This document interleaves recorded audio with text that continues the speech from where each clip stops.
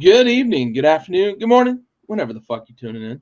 This is an unsupervised start to Backyard Blitz, brought to you by Backyard Sports.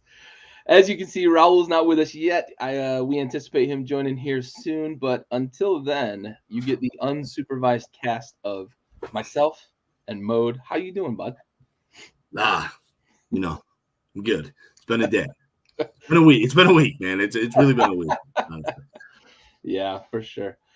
Well, hey man, let's jump right into it. Week 18 was an interesting week. A lot of people sitting across the NFL. A lot of teams that had either clinched or not clinched or had a chance to eliminate that we weren't sure what to expect from those teams. So a little hard to predict. But right out the gates, we get Steelers, Ravens, and as we talked about last week, man, I think we all kind of felt like Baltimore had enough still, even without Lamar and some of the starters they had in. Huntley is a capable backup. I don't think we accounted for the weather being as sloppy as it was. The game got really kind of wonky with turnovers, and the Steelers come away with a 17-10 win and needed help still, but essentially took care of their own business to eventually lock up a playoff spot. Takeaways from this game, we've got maybe the TJ Watt injury that's unfortunate to talk about as well in terms of impact from this game. But what are your thoughts here with Pittsburgh eventually locking up a playoff spot? Listen, that's the division we were probably most divided about coming in.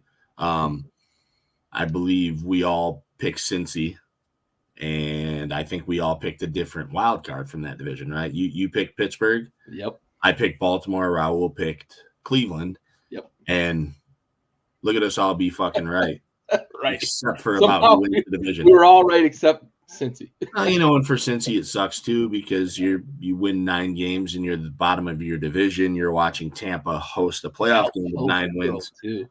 Listen, I can get down with a team hosting with 9 wins because at least they're over 500, right? So, in the past, we've seen the Seahawks a couple of times with some 2-win seasons hosting a playoff game. No. My takeaway here is going to be TJ Watt. That's really what matters. I think the Bills might get the most Jekyll and Hyde team, right, in the first round. I think Vegas thinks it's the easiest team. What was it, 10? 10.5. 9.5, I think, was the open. I think it's up. It's 10 now. 10, yeah. So, and I tend to agree with that. However, with Watt and a healthy, focused defense, this is a team that could get at Josh Allen. I thought the Bills did some really questionable shit with Josh Allen against Miami. Once again, Josh Allen does enough questionable shit on his own. I don't think that the play calling needs to be questionable for him too, because I've been saying it for years and it hasn't happened yet, so I'm going to keep saying it.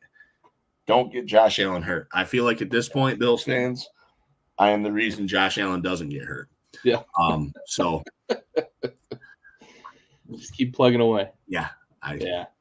Yeah, and I think with Pittsburgh, the interesting thing is we spent the whole season, the collective royal right, talking about how bad Najee Harris is, how bad their offense is, and don't look now, but Najee Harris had 1,000 yards. Don't look now, but Najee Harris had 4 straight 100-yard games and scored, I think, 5 touchdowns over his last 6 games or 5 games. And he carried that offense this weekend. Yeah, right. And that's the style of play that they want to play with this roster. That's the style of play that Mike Tomlin is comfortable playing with this roster, especially, but also that's that blue collar mentality that Pittsburgh has, right? They could be dangerous in Buffalo this weekend too. Not to get too far ahead of ourselves with, projecting the wild card games, but there's gonna be some shitty weather in Buffalo this weekend, and we saw Pittsburgh be really, really comfortable in some shitty weather in Baltimore against the 1 seed in the AFC. So, Pittsburgh gets it done, gets the help later in the week. We're going to talk about the games that they needed the help on to get into the position they're in, but they took care of their own business on Saturday, first game of the week with the Brad Allen crew. And there was some fucking nonsense with that guy. There was some fucking holy nonsense. Shit. Yeah, been really fortunate for sure. Maybe I'm not even going to say it because I feel like I'm if I say what I'm going to say and then something happens, Don't say it. People are going to fight. I'll be like pitchforks and torches. So you're in the heart of mafia country too. So. Nah, I've been saying it for years. I don't want it to happen. It's bad for the game of football. It is for sure. Shifting gears to another winning in game. This one had both divisional and wild card implications. The winner secured a playoff spot and kept themselves in the running for the AFC South. You and Raul had Houston. I had Indianapolis. I had the home team. This was a tight game. Indy just couldn't quite take advantage of some of the things that Houston was giving them, whereas CJ Stroud took advantage of things that Indianapolis was giving him. Fuck, is he a supernova? Like, good Lord. How good is that rookie quarterback in Houston with a rookie coach and weapons on offense that maybe 5 people could name more than a couple other players on that offense? Man, Houston wins the division. Yeah. Ends up winning the division, but wins this game, secures a playoff spot. Is Houston dangerous as we get into the playoffs? I mean, they're gonna play the Browns in the first round. I think they're dangerous. I think they're as dangerous as anyone. This was a game where usually I pick the home team. Yeah. Because I legitimately feel like it's kind of a coin flip. CJ Stroud and the fact that the Colts don't have the guy they want as their starting quarterback kind of plays the deciding factor for me a little bit on this one. I can't speak for Raul. But yeah, no, they got it done. D'Amico Ryans, like we just gushed about him all year. I think they're a problem, man. I listen, I talk to like one Panthers fan regularly, and he wanted CJ Stroud. Like that was his pick, and I was like, I don't know, man. Like I don't watch a ton of college football, and I was like, I'm not sure. And fucking boy, was he right. I was saying it earlier. I was like, their best offensive weapon last year is a no-show in this offense, Dameon Pierce. Yeah. So Singletary's taking over the backfield. They gave Pierce like the college try 5 times over. Yep. But we all knew that Nico Collins could be a good player. Yep. He just needed something within that offense. He needed a quarterback. It's been, I think, is he in his 3rd season, I believe, something like that. Yeah.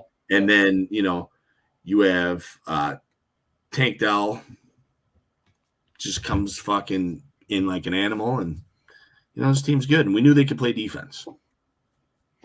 Yep, for sure.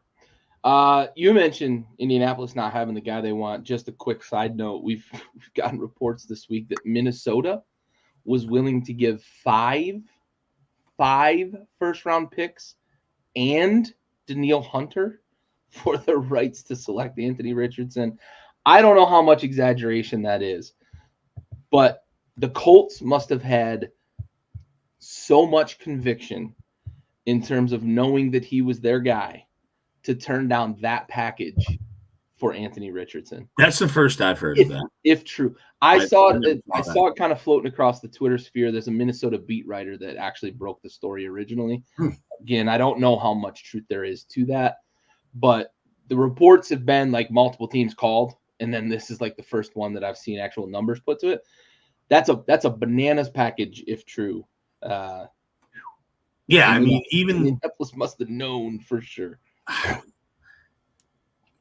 Yeah, I don't listen. I'm gonna say I don't believe that. I think even if Richardson played as well as he started off for the entire season, that's still a bad trade. Yeah. If you're Minnesota, you said 5 or 4? 5 is what I saw. 5. It was either 5 first round or 5 total picks with multiple first round. It was a bunch of picks and Danielle Hunter. No, that's crazy. Nope, I don't think so. Onward, Tampa Bay in a snooze fest wins with 3 field goals against the aforementioned Panthers with Bryce Young, who are in a really bad spot because they don't have their first round pick. Famously, the Bears now have the first pick overall and are on the clock to either make that selection or trade out and get a pretty big haul. But Tampa Bay wins the NFC South, a bad division this year. The worst division. The worst division in football. Yep, 100%. What do you think about the Bucs, man? After Week 18, any sort of hopes? There's always a hope, right? I just,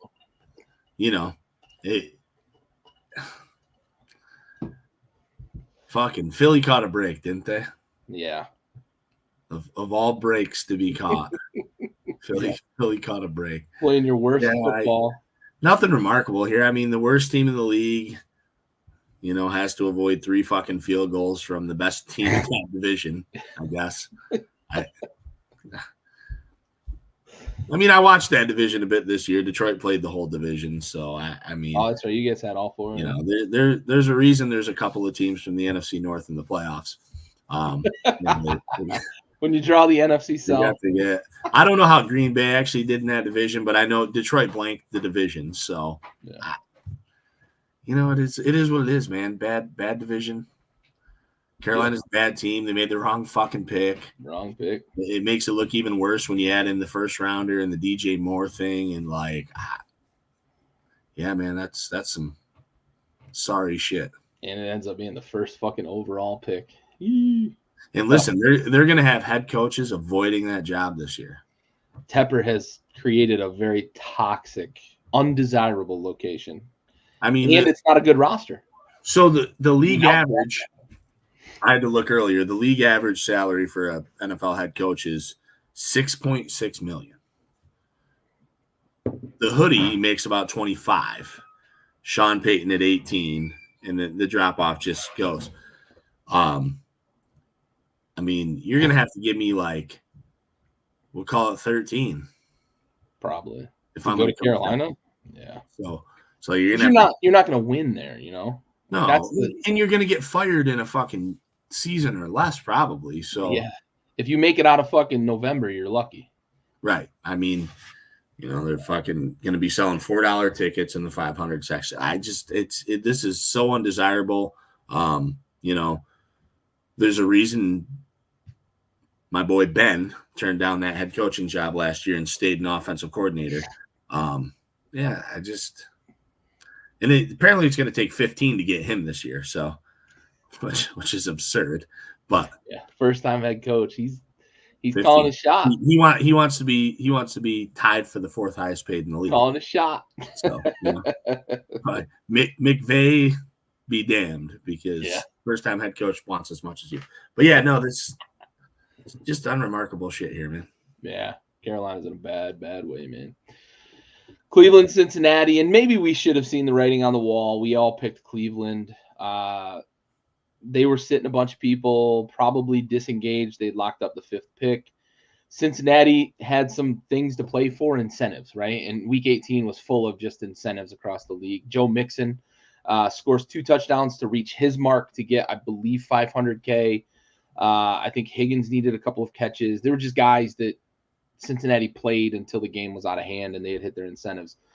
Cleveland had no incentive. In fact, Cleveland went so far as to rewrite Joe Flacco's contract to give him his incentive of a bonus per win. They actually just rewrote it for Week 18 to say you're on the 53-man roster. So incentives galore in Week 18. Good on Cleveland for doing that for Joe Flacco, because they were pretty much floundering when they signed him, and they've gotten hot. They've been able to score points to support that defense. But Cincinnati, you mentioned it earlier, they get to 9-8 on the season and finish last in the AFC North, when 9-8 won the NFC South and got 3, I believe, other teams into the playoffs at that mark. So tough look for Cincy, especially with Burrow being down. Any takeaways from this game, though, other than just kind of you had the Packers and Bucks both 9 wins, and the Steelers, I believe, too, right? The Steelers had, where the fuck am I? The Steelers had 9 wins too. Yep. And then you had the Rams had 10 wins. Yep. The Texans won a division with 10 wins. Yep. Just that kind of stuff. So actually, the Steelers had 10 wins. Oh, they did have 10. I retract, because they had locked up the winning season the week before. You're right. So yeah, two teams Joe is dancing for Cleveland. One of them won a division with 9 wins. But yeah, man, Flacco's been fun. Who'd have thought? Yeah. Dude can still spin it though, man. Dude can still spin it. I mean, I don't know. There's a lot to say about everything else involved in that team.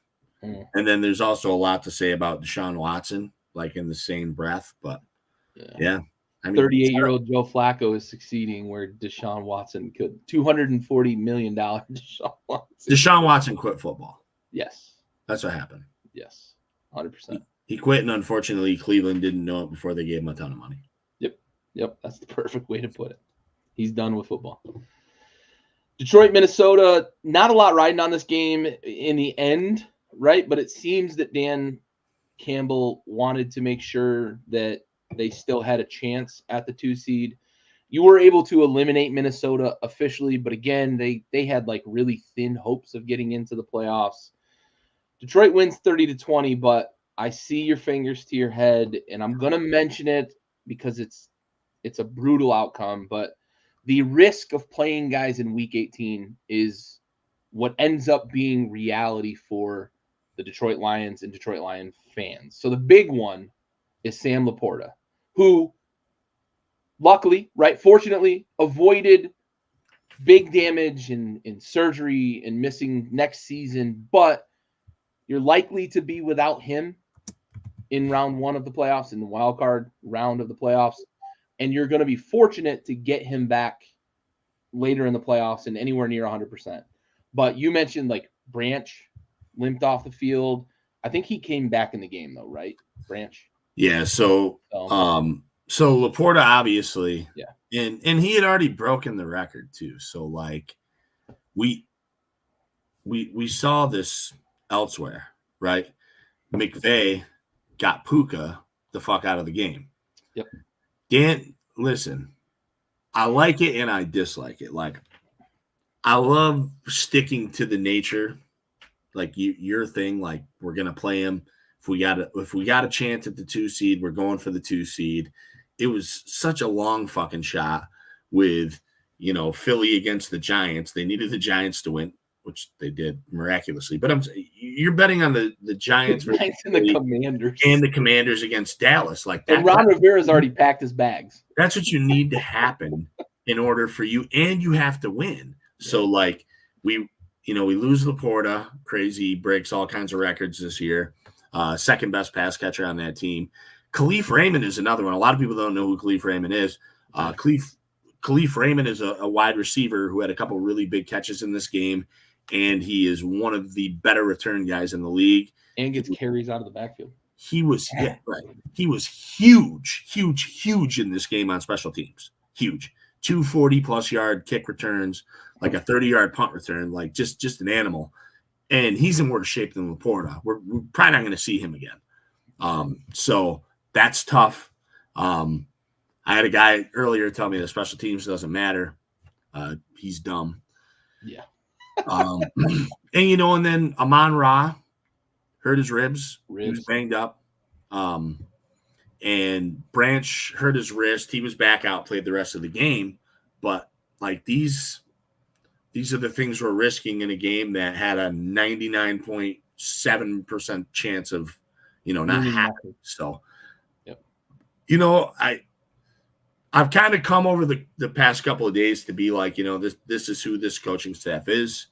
If I'm going to enjoy the good things they do, I have to also suffer with those same decisions when they don't work, similar to the 4th downs and shit like that. So I feel I'm a little too harsh sometimes, but at the same time, like that would not have been my decision at all. Yeah, for sure. And that's the risk everybody tries to manage, right? Do I play my guys to keep them fresh? We used to see a lot of times in like the final week of the season, back when it was week 17, but even, last year, week 18, you get a drive and then you're out, right? Just get in, get a feel for the game, get out of the game. Some teams have chosen to rest players and then they regret it when guys are rusty in the playoffs. It's hard. It's hard to manage that balance. And then you see the injuries, right? You don't want to see guys getting hurt. You want to see guy's ready to play when the playoffs come, and Dan is who he is. But for sure, man, the Lions are kind of the poster child for like, this is why a lot of coaches don't do this stuff. They just say, I'll take my chances with rust, but I want my stars available. We've always talked about the best abilities availability. I want my stars available for round 1 of the playoffs. Ugh. Listen, they're gonna need it. Laporta's. It's not just Laporta, because the second string tight end Brock Wright was already hurt. Yeah. So you're going deep into that tight end pool. Yeah, I mean, we're getting in there. Though I will point out one cool thing that happened with the Lions. We were talking about incentives. Oh, yeah. The last 4 plays of the drive, to end the game, I'm like, why are they throwing screens to Josh Reynolds every fucking play? It's weird. Just run the ball. Josh Reynolds had like a 30-some yard incentive. He ended up with 40-something, so he cashed in on, $250,000, which for a player like Josh Reynolds is, a lot more than a player like Jared Goff. So yeah, that's pretty awesome. I mean, I assume it was the team's choice, but yeah, really cool stuff. Yep, for sure. It is cool to see that stuff. Gronk in the past, him and Brady having the conversation on the sideline. That's the one that you see a lot of the publicized that, because one, it's Gronk, it's Brady, but also they had the open conversation of, I need one more. I'll get it for you, bro. I'll get it for you. Yeah. And we see a lot of that. And we're going to talk about in a moment here, one of the more shady things that's been done. However, there's two sides to that blade, and we're going to talk about it.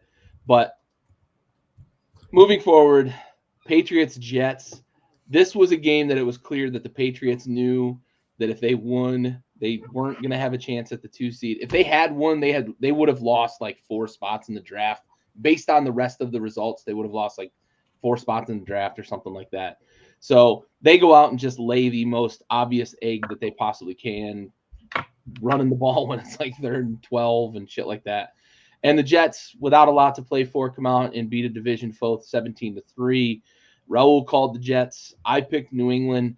I realized pretty quickly on Sunday that like the picks I made based on what I needed to happen selfishly for like draft spots were fucking so wrong.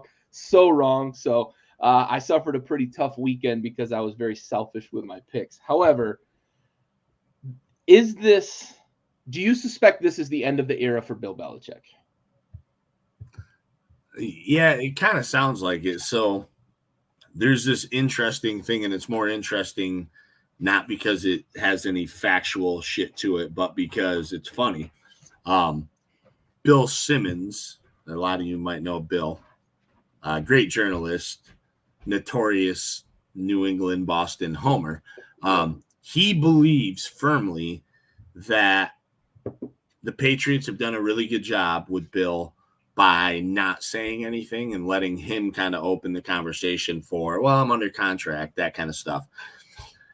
His belief is, and this is where it gets fucking fairy dust to me, maybe Gary, maybe you'll disagree, I don't know. He believes that Atlanta will be willing to trade their pick, their first round, I think it's like number 8, for the hoodie and the like 35, the first pick in the second round for New England. I think it's fucking blasphemy. I don't know why Atlanta would want to do that, but that's what Bill Simmons seems to think is going to happen, and he tries to act like he has some reason behind why he feels that way, but he won't say it.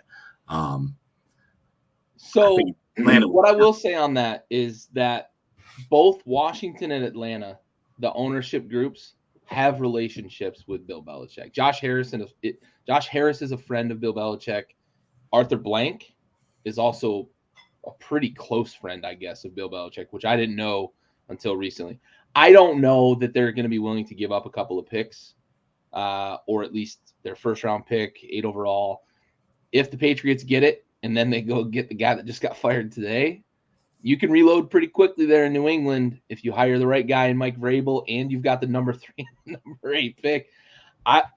There may be a little smoke there, but I don't think Atlanta's going to be willing. I think Atlanta's going to dip their toes into the college pool. I think they're going to go try to get one of these high-profile college head coaches and maybe the guy that's right there in the Atlanta, Athens area, and Kirby Smart out of Georgia. There's been a little bit of smoke there.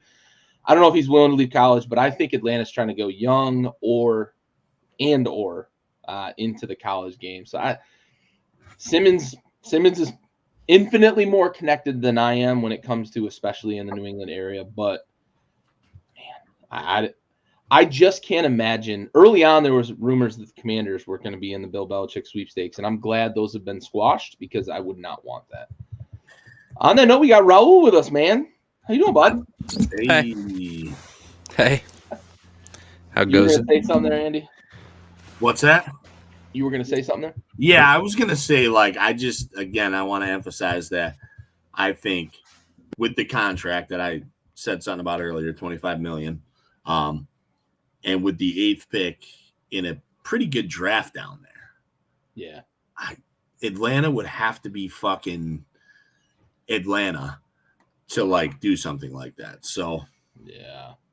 They've got some weapons in the cupboard, man. Arthur Smith's just been so bad. When Bijan Robinson only gets 40 touches on the season, and he's returning fucking punts at some point this season, what are we doing? What the fuck are we actually doing? Bro, and he was going crazy too this week. I don't know what he ended up finishing with, but I remember looking at one point and I was like, holy shit. We know who the rushing leader should have been this year. Right. It's fucking honestly so stupid down there. Arthur Smith was a mess. To be surprised at that news is fucking arrogant. Yeah, for sure. Well, it's welcome. Hey, you ready to take the wheel, bud? Yeah, dude. Sure. Whatever. We're making a decent pace. We just got done with Patriots and Jets. And speaking of Arthur Smith, we're on to the Falcons and Saints. Hell yeah, go ahead, bud. You got it. An hour in and you've gotten 6 games. Well, no, we're 27 minutes in, bud. Yeah, we got a super late start. Late start. College show went over. Andy had a little bit. He was running late, so we went a little more long-winded on the college show. So yeah, when you said you were going late, I was like a half hour over. Okay. When you chimed in, Raul, that you were going late, I was like, shit, because I'm going to be at practice late. So perfect. Perfect. So it worked out. 6 games in, bro. We're killing it. Less than 30 minutes in, the children are kind of behaving themselves. We're reining it in a little bit. Boys, it's 5 minutes a game. I'm impressed. Good job. Good job, dude. Good fucking job, boys. All right. So, speaking of Atlanta loses, and I felt like I really waffled on this game, but, Atlanta needed to be on their way. This is another one of those I mentioned a moment ago before you hopped on that I made a lot of picks this week very selfishly, knowing that I needed certain things to happen for Washington to get the second pick and lock it up. This was one of those ones I blew because of that, right? And there was really no secret last week. Right, exactly.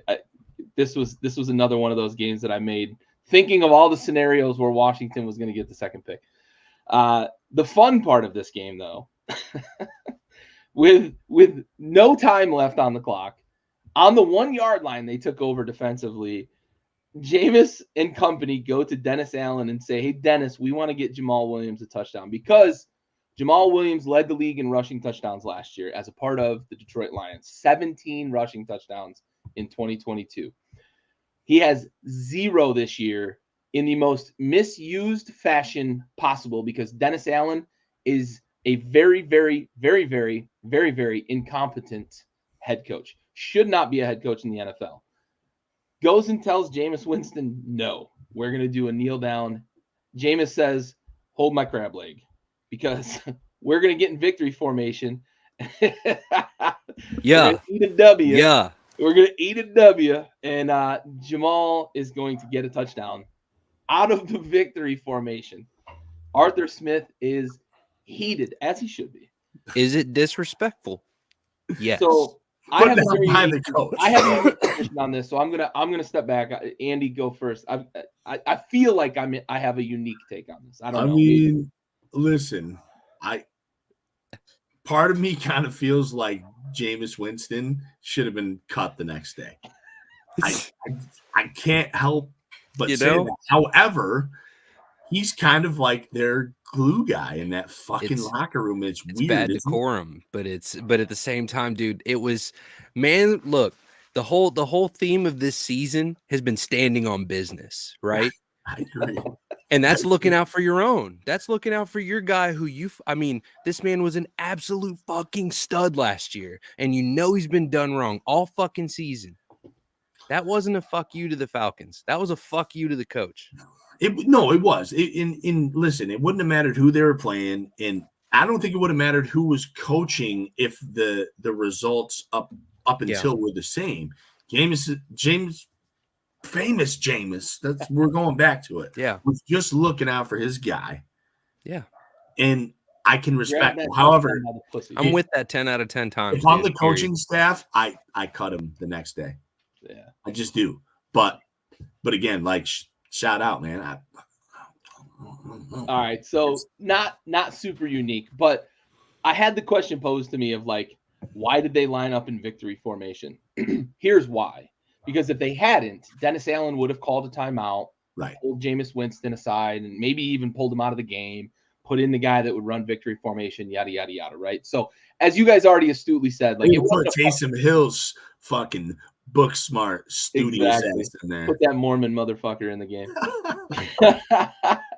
But yeah, all right. So, but that's why they stayed in victory formation, then handed the ball to Jamal Williams. Arthur Smith, rightfully so, mad after the game. However, fuck that guy anyway.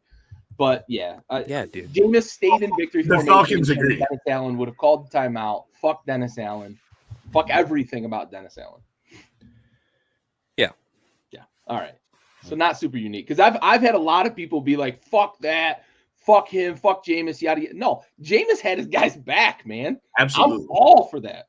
Absolutely. All for that. Yeah. My only argument was if I'm the coaching staff. Yes. You want to cut him, but right. I'm going to shake his hand as I cut him because he had his guys back. Listen, there's going to be a petition in fucking Creole that's like, nah, son. Nah. Jameis stays. Stays. Yeah. Go write it with a crab leg.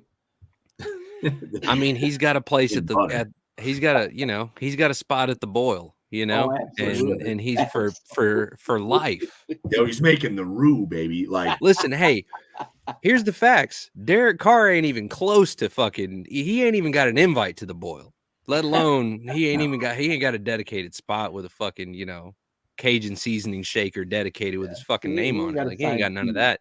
Jameson can walk in anywhere and he's home. Oh, yeah, dude, for sure. Bourbon Street legend, baby. Yeah. He don't even need beads, titties all day. Just checking DMs. Feel me? Listen. We got to talk about a hero here, right? We got to talk about Vrabel. Man gets fired today. Sends fucking Jacksonville packing. Duval turned into dope. Yo. Listen, we all knew this could happen, though, right? Like, we were talking, like, yeah. Is Jacksonville good? The answer is no. We don't know if they're good. We don't know why they're not good. They should be. Yep. Fucking weirdos, dude. Like, just weird, dude. And fucking Vrabel just literally falls on it's not even his samurai sword situation. Like, he got fucking taken out. Carried down on his fucking shield. Yeah, like, involuntarily. Yeah. So I want to float this out because we all know in here, like, I'm the one that's most willing to put on the tinfoil hat out of us three. The owner comes out and says, we need a new perspective on coaching. Was there any sort of say from the front office to say, we need to lose this game? We don't care if Jacksonville's going to get in. We need to lose this game to improve our draft position, because Tennessee, I think, moved 3 spots with this win in the draft pecking order.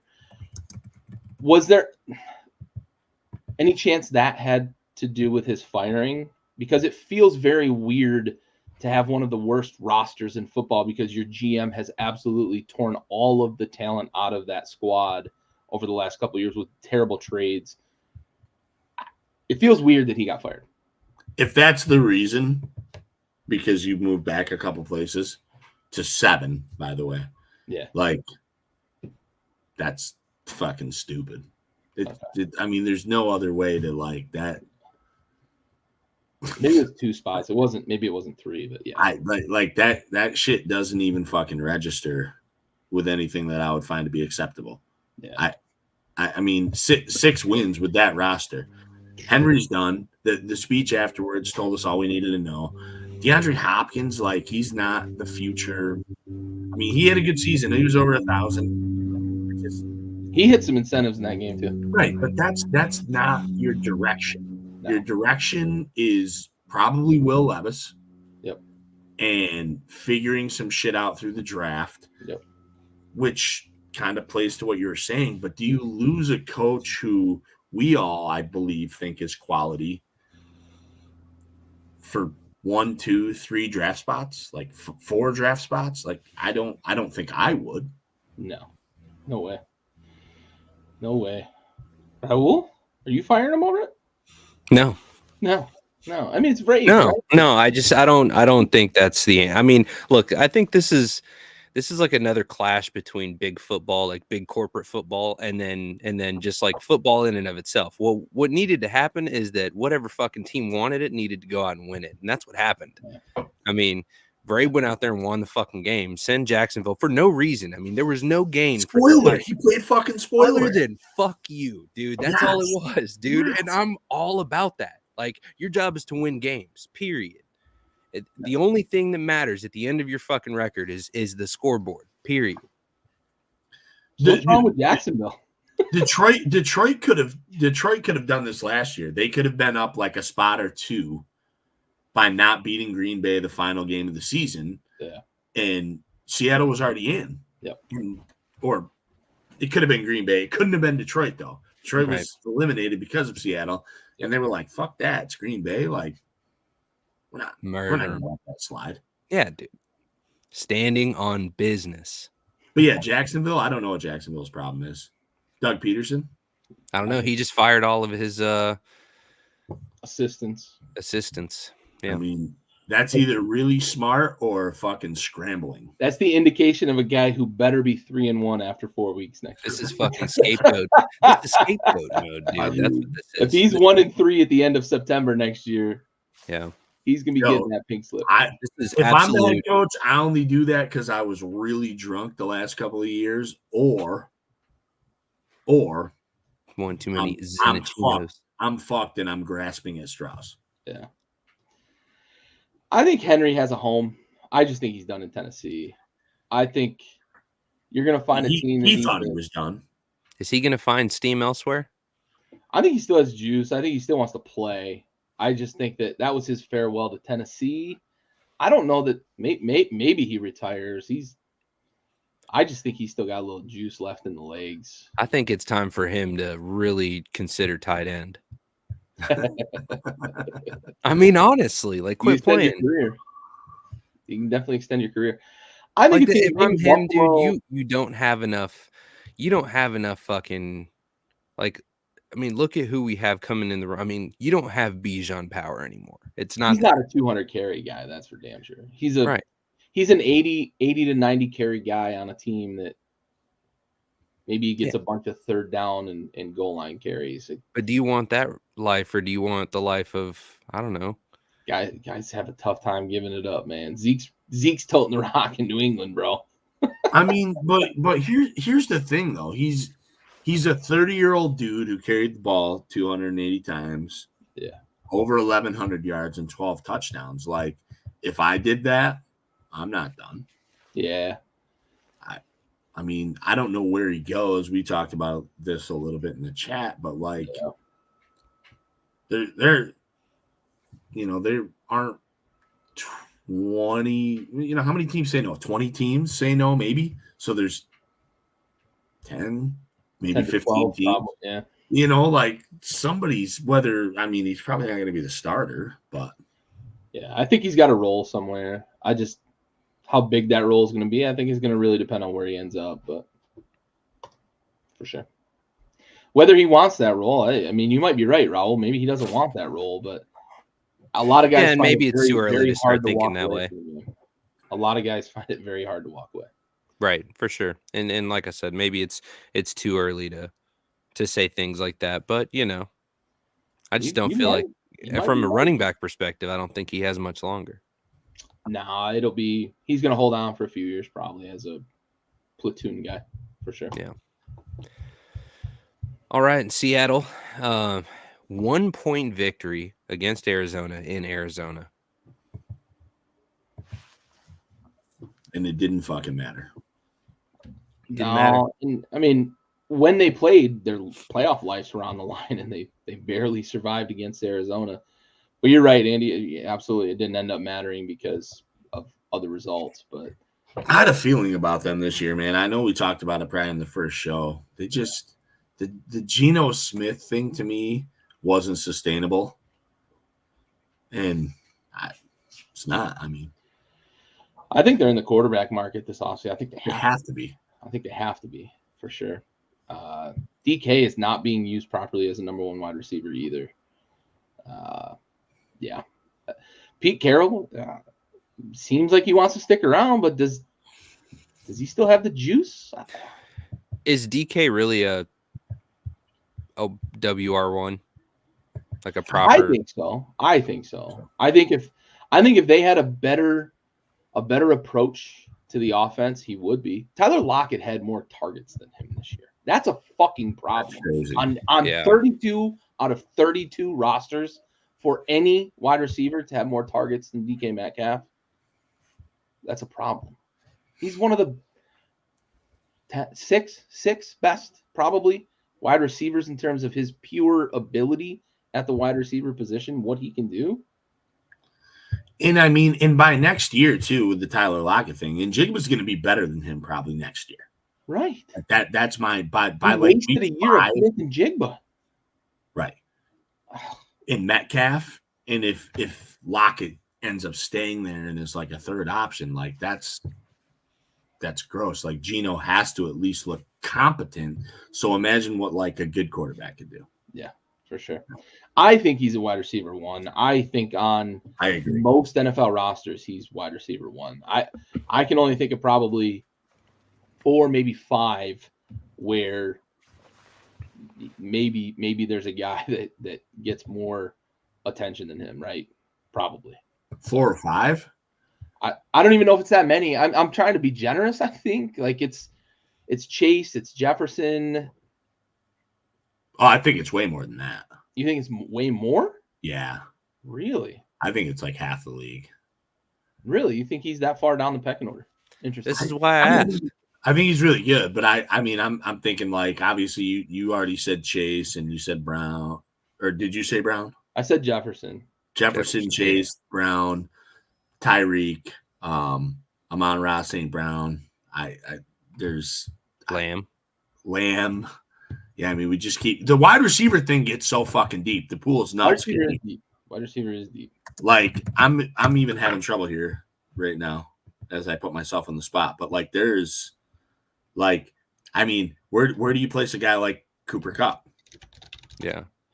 Puka. I don't know. Stephon Diggs, I would still put there. Devontae Adams, I'm putting there. DJ Moore, I'm putting there. I mean, there's maybe it's more like 10. You have DJ Brown over DK Metcalf? What's that? DJ Moore over DK Metcalf? Yeah, I do. Yeah. Interesting. Yeah.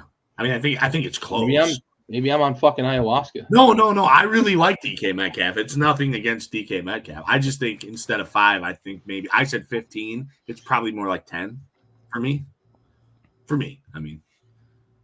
I mean that's great if you view him that way. I do think I do. I mean, I just a couple of names receiver position. I think I take him over AJ Brown, to be honest. Yeah. I think Amon-Ra is very much a part of that system, is what makes him very successful. I don't know. I mean, I think we'd be splitting hairs anywhere from 4 to 15 in the NFL with the wide receiver. You mentioned it. It's a fucking deep position. It is. I think we'd be splitting hairs, and there'd probably be a lot of like preference. Maybe I'm just that much bigger on DK than other people. Maybe Deebo Samuel. Like, I mean, I think I take him over Deebo. I think DK does different. Debo is a guy that you can use in different ways, but I think as a wide receiver, the threat as a wide receiver alone, I think DK, I take him. I think Kyle Shanahan does a lot for Debo. I think it's a good discussion. I do, because I had this discussion with a couple guys last year, watching football, like where that's the hardest thing I think to place wide receivers. I think we could probably pretty easily go through like running backs or quarterbacks even. Sure. Wide receivers it's tough, very tough. Yeah, for sure. Yeah, Seattle kind of got away from him early. I think it was like 21-6 or something at one point, 21-6, I believe, and then it ended up 21-20. So Arizona was a scrappy team this year. Yeah, absolutely. Especially when Kyler came back, they showed some life, man. But yeah, even with Dobbs and whatnot, for sure. Chicago taking the L here.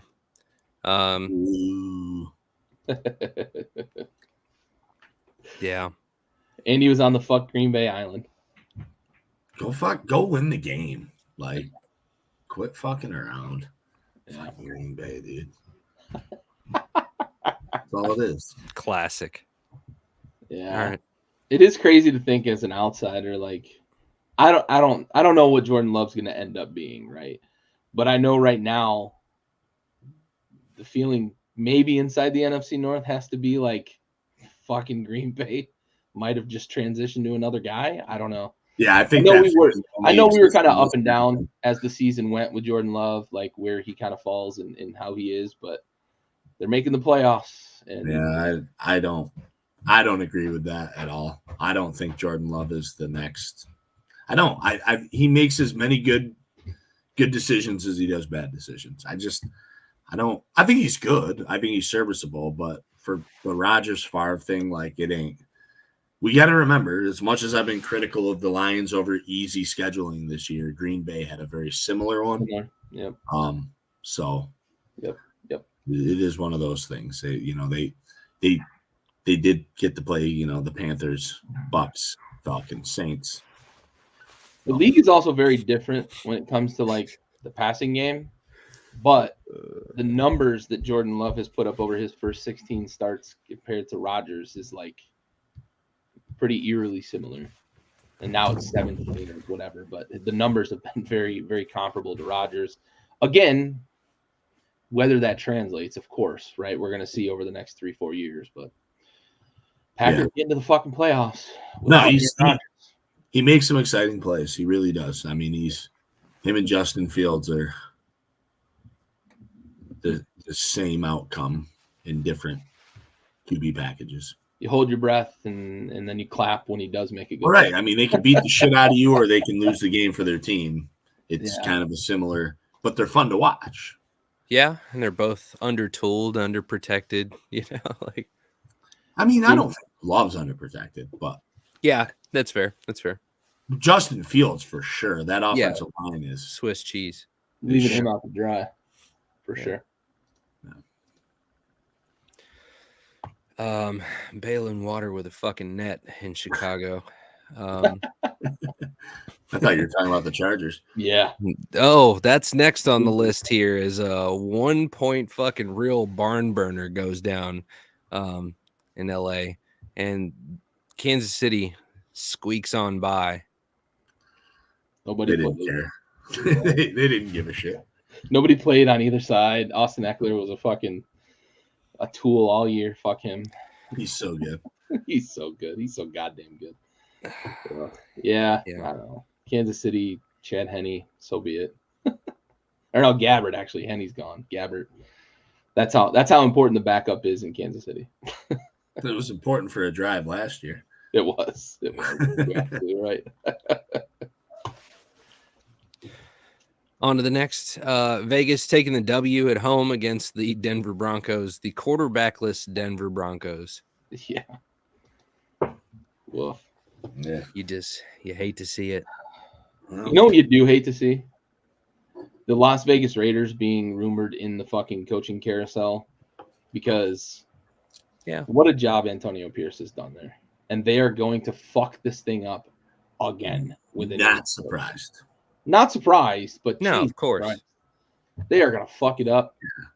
So Antonio Pierce is going to get a head coaching job, though, right? I fully believe he's what happened last time?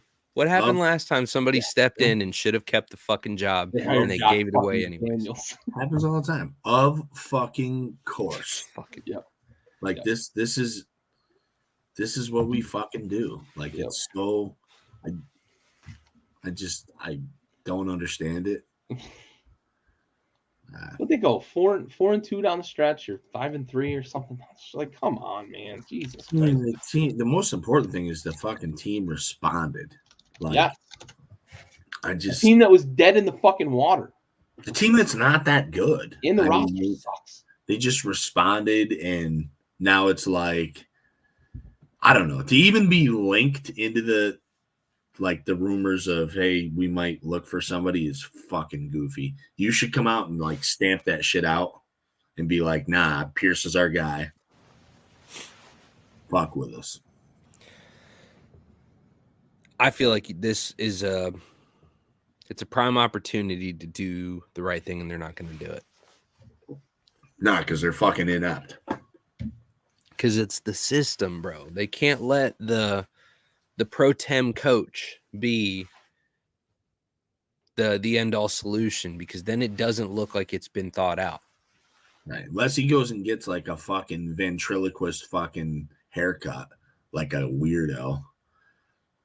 Did you ever see them dudes over there in fucking Vegas? The fucking talking about the owner? Yeah, oh, dude, it's terrible. Shit. Like, that's why him and Gruden belong together, though, as far as the haircut game, bro. They were both wild. They looked alike in the face a little bit, too. There's no, like, fucking thought process happening there. They could be like uncle, nephew, for sure. It reminds me a little bit of when, like, Jerry Buss's son was making decisions with the Lakers before Genie kind of stepped in and took over, like, the reins. Yep. Just fucking inept. Yeah. Worst haircut in the business, too. Yeah. Yeah, for sure. What an interesting observation, Gary. Real original thinking from Gerald. So I'm going to take Winter Island here and the fucking New York Giants, son. If only the Commanders could have followed suit. You know, God, I wanted that so bad. I wanted you guys just to fucking steamroll the Cowboys. I just wanted to see what Cowboys Nation would feel like, because it would be just, I mean, yeah, we'd have to grease light poles in Arlington. Oh, shit. They'd be livid. They'd be fucking livid to not win the division and then lose it to the Commanders. Yeah. It'd be bad. Because these guys are acting like they just won the fucking Super Bowl and they won the division, dog. Like, this is bad. It's so bad right now. Listen, reporting live from the state of Texas. Right here, beautiful Lake Travis. Just behind me to the south is Austin. And you see the red glow of fire. And it's the fire of the Cowboys fans shouting, "This is our year." And boys, it's not our year. But it might be. But we're going to fucking beat the shit out of the Packers. That's what we're going to do. We're going to beat the fucking shit out of the Packers is what we're going to do. We're going to lose next week, but we're going to beat the shit out of the Packers. Okay, so. I condone the fuck out of that. Yeah. I do. Small victories. I'm good with it. Mike McCarthy gets to keep his job for another season because I feel like he has sufficiently ran an offense, and we'll get to fucking Dak Prescott here in a little bit, but yeah. Yeah. But I disagree. That's fine. I think this could be Dallas's year. I do. I actually believe that. It's a weird year, man. It's a weird year. I'm not even saying because it's a weird year. I think because Dak Prescott's played really good fucking football. Yeah. And that's what they've been missing. I think he's definitely due some credit on my end. I'm definitely due some crow this season, but this is the first time that's happened, you know? There's been a lot of like consistent letdown at this point in the season, so this is the part where I'm gonna lock in, and I won't start eating fucking crow until the season's over. Yeah, for sure. I mean, this Giants Eagles game, like, Yeah, let's get back to that, please. yeah. How many times have I said it this year? They're not the boogeyman. This was bad. This was That's really the first bad. time I've heard you say it. Yeah, I know. Enjoy Victory Island. I did waffle on this a little bit, but then I was like, no way are they gonna fucking lose to the Giants in week 18 before the playoffs. And lo and behold, they fucking did. Bad. It was never close. The picture of the week is of the Eagles punter trying to flop and the Giants special teamer fucking him into submission until he stood up. Said, no, you gonna stand, son. Dragging his drunk friend out of the club, like, stand up, motherfucker, stand up. Now listen, he was full around here, boy. Look at the size difference, Doug. This is handling a toddler. I mean, this was the toddler that's asleep in the car and fucking refuses to wake up, and you're having to, like, no, you gonna fucking walk, son. And that's what it is. Or the one you wouldn't buy McDonald's because he was like actively fucking thrashing backwards. Yeah, dude. Like throwing that dead weight, the dead baby shit. Oh yeah, the dead fish were just sliding. Oh, dude. The Eagles are in trouble, man. Eagles are in big fucking trouble. Yeah. Maybe next week. Fucking A right they are. Anyways, onwards. San Fran loses by 1 to the Rams. What the fuck? What do we do here? Because it's like one of those where I'd like to say, we should have expected this. Sam Darnold was fucking starting for the night. But nobody was playing their starters, right? So like Carson Wentz is out there. Had 18 carries or something in the game. Like, dude, he ran that touchdown. That was like a fucking 12-yard touchdown, and like there was so many bodies there. He's never done that in his life. Like even 3 weeks ago when he was, this man just walked onto a JUCO defense and just fucking went yard. Like a couple months ago when he was playing the Thanksgiving game with a bunch of people from his fucking hometown out in some field, he wasn't even getting runs like that. So like for that to happen in an NFL game against the 49ers, albeit their backups, we didn't see it coming, fellas. I think all three of us knew that both teams were going to sit, the significant starters, but like I still expected them to win. Right. Yeah. Rams didn't care about where they sat in seating clearly because they weren't locked in and they still didn't start. And they pulled Nakua early and Carson Wentz got fucking a career high in carries for a season in one game. Well, it's interesting. Like, and I almost wonder if the like projected Stafford to Detroit thing plays into that a little bit where they're like, well, we don't want to put pressure on that game. So maybe we lose and play Dallas, which again, either way you're on the road, right? Yeah. So as weird as it is probably for Lions fans to have to play Stafford in the first round, it's going to be weird for him too. It's going to be weird for Rams fans in a sense too. I mean, because it's the Goff thing. Yeah. Just the script moment, right? Yeah, right. We got like fucking three of those matchups in Wildcard weekend. I mean, Hardy's playing the Packers, right? Stafford's going back to Detroit, and then Deshaun. Well, if Deshaun Watson had played, he'd be back in Houston. Well, we're chock full too with potentials for the second round because we could have Flacco in Baltimore. Yep. You could have the Detroit and Dallas redo. Yep. Or you could have a Detroit. I hear Brad Allen's going to do that game. Well, he probably would. You could also have a Detroit and Green Bay thing, or you could not have Detroit at all. The Buffalo scenario can be weird too because it can be Kansas City could be going to Buffalo. It can be the team they can't beat in the playoffs, or Miami. They're a divisional rival. Who do you beat a divisional rival 3 times in 1 year? Yeah, that's a lot. Yeah, for sure. Heavy playoffs, man. That fucking script. That script. And folks got it down, man. Win, lose, or draw. We'll get to the playoffs here shortly, but give me a picture of fucking Stafford, spending some time with the Lions sideline at the end of that game. You know what I mean? Because that's like, that kind of respect between a fan base and a player is unique. Yeah.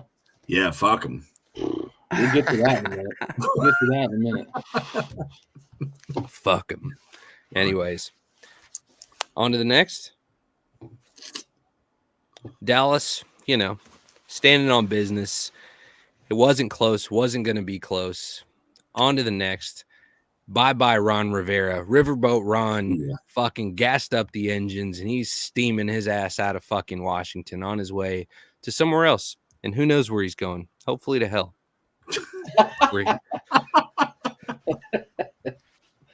That was for you, Gary. I appreciate it. That was for you, buddy. But yeah, listen, end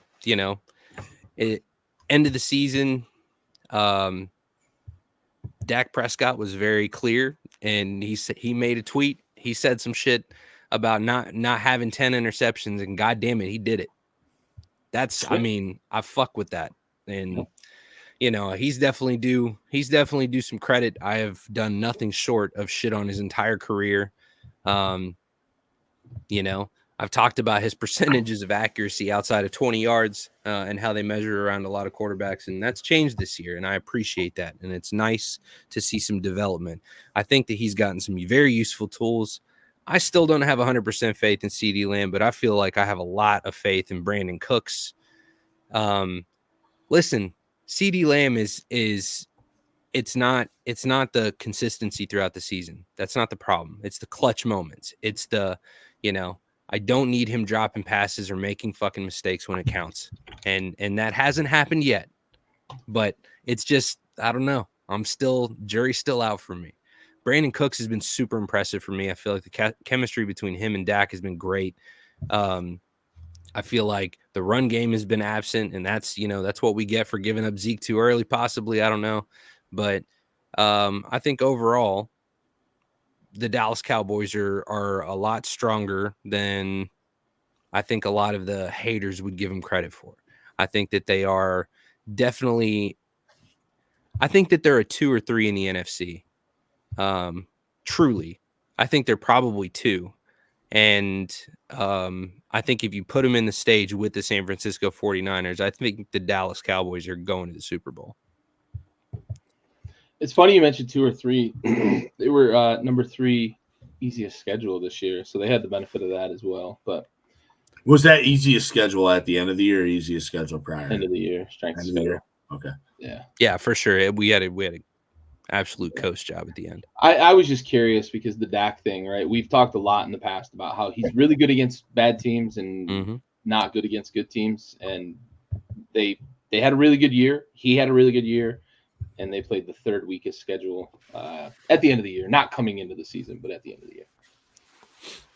Yeah, I think Dak Prescott's the MVP.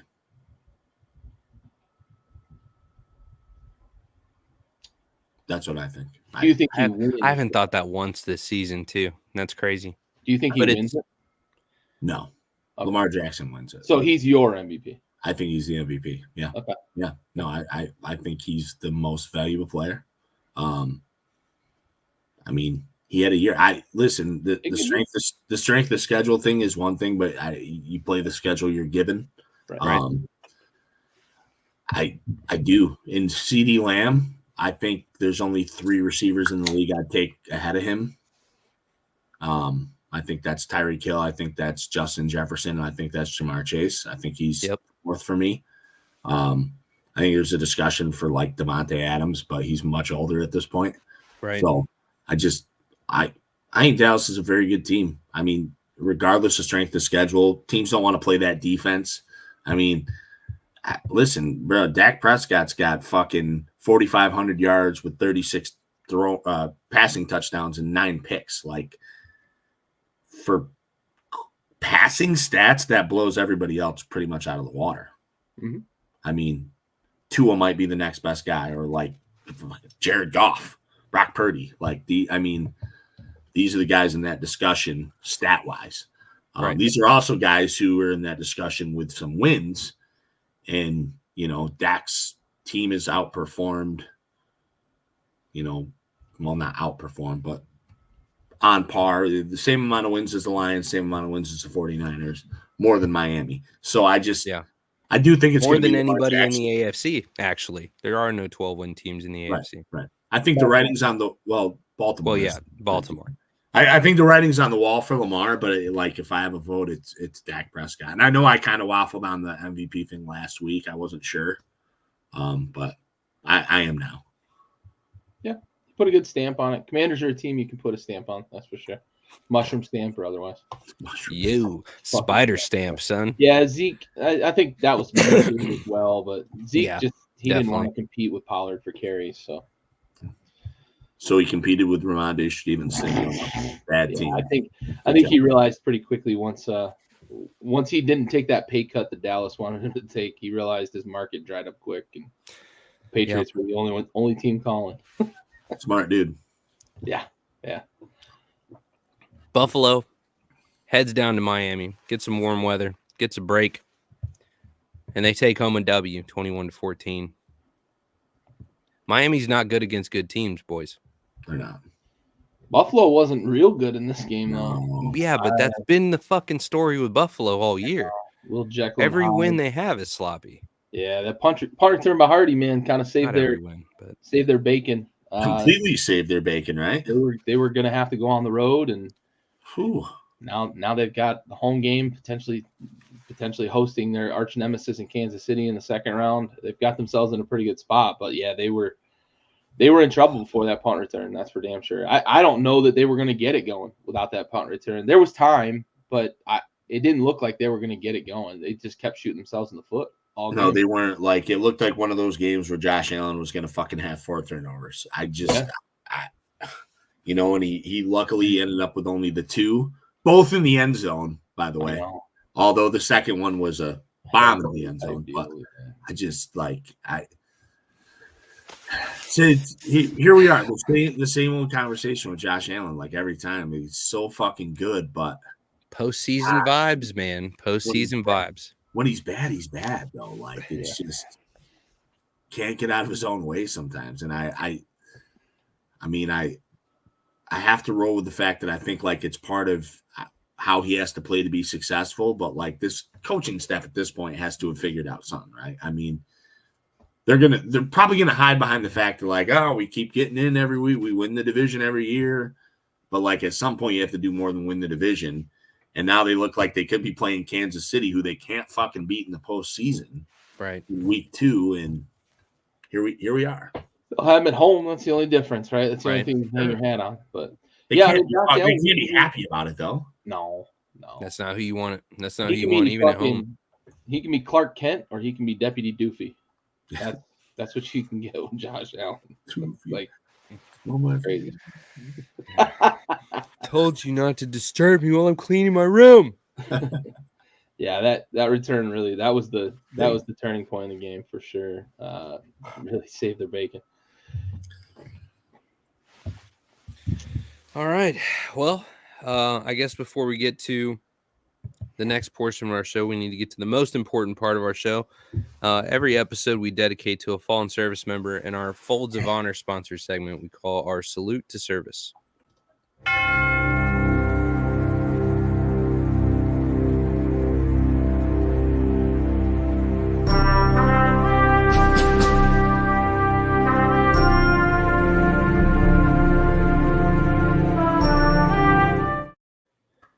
This episode is going to be dedicated to Army Chief Warrant Officer 3 Mark S. Osteen, who passed away January 30th, 2003 during Operation Enduring Freedom.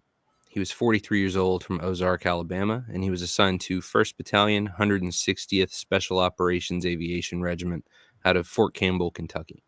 And he was killed in an MH-60 Black Hawk crash in Afghanistan. Army Chief Warrant Officer 3 Mark S. Osteen, we have the watch.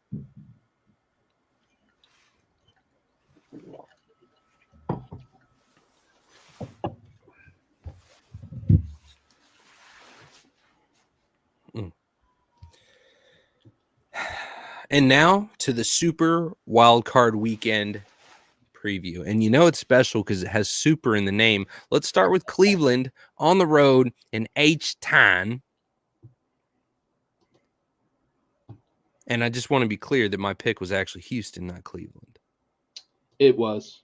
That's on me. Yep. You were on the island and I fucked that up. Yes. That's fine. You have Houston. No, I'll clarify for the record because I'm riding I'm riding with Texas on this one. Yep.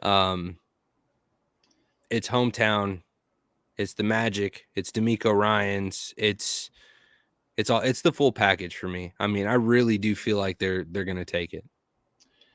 I was almost with you on this one, man. This one feels very, very nip tuck. I think the big difference for me was that Cleveland defense. I think that can go on the road in the playoffs.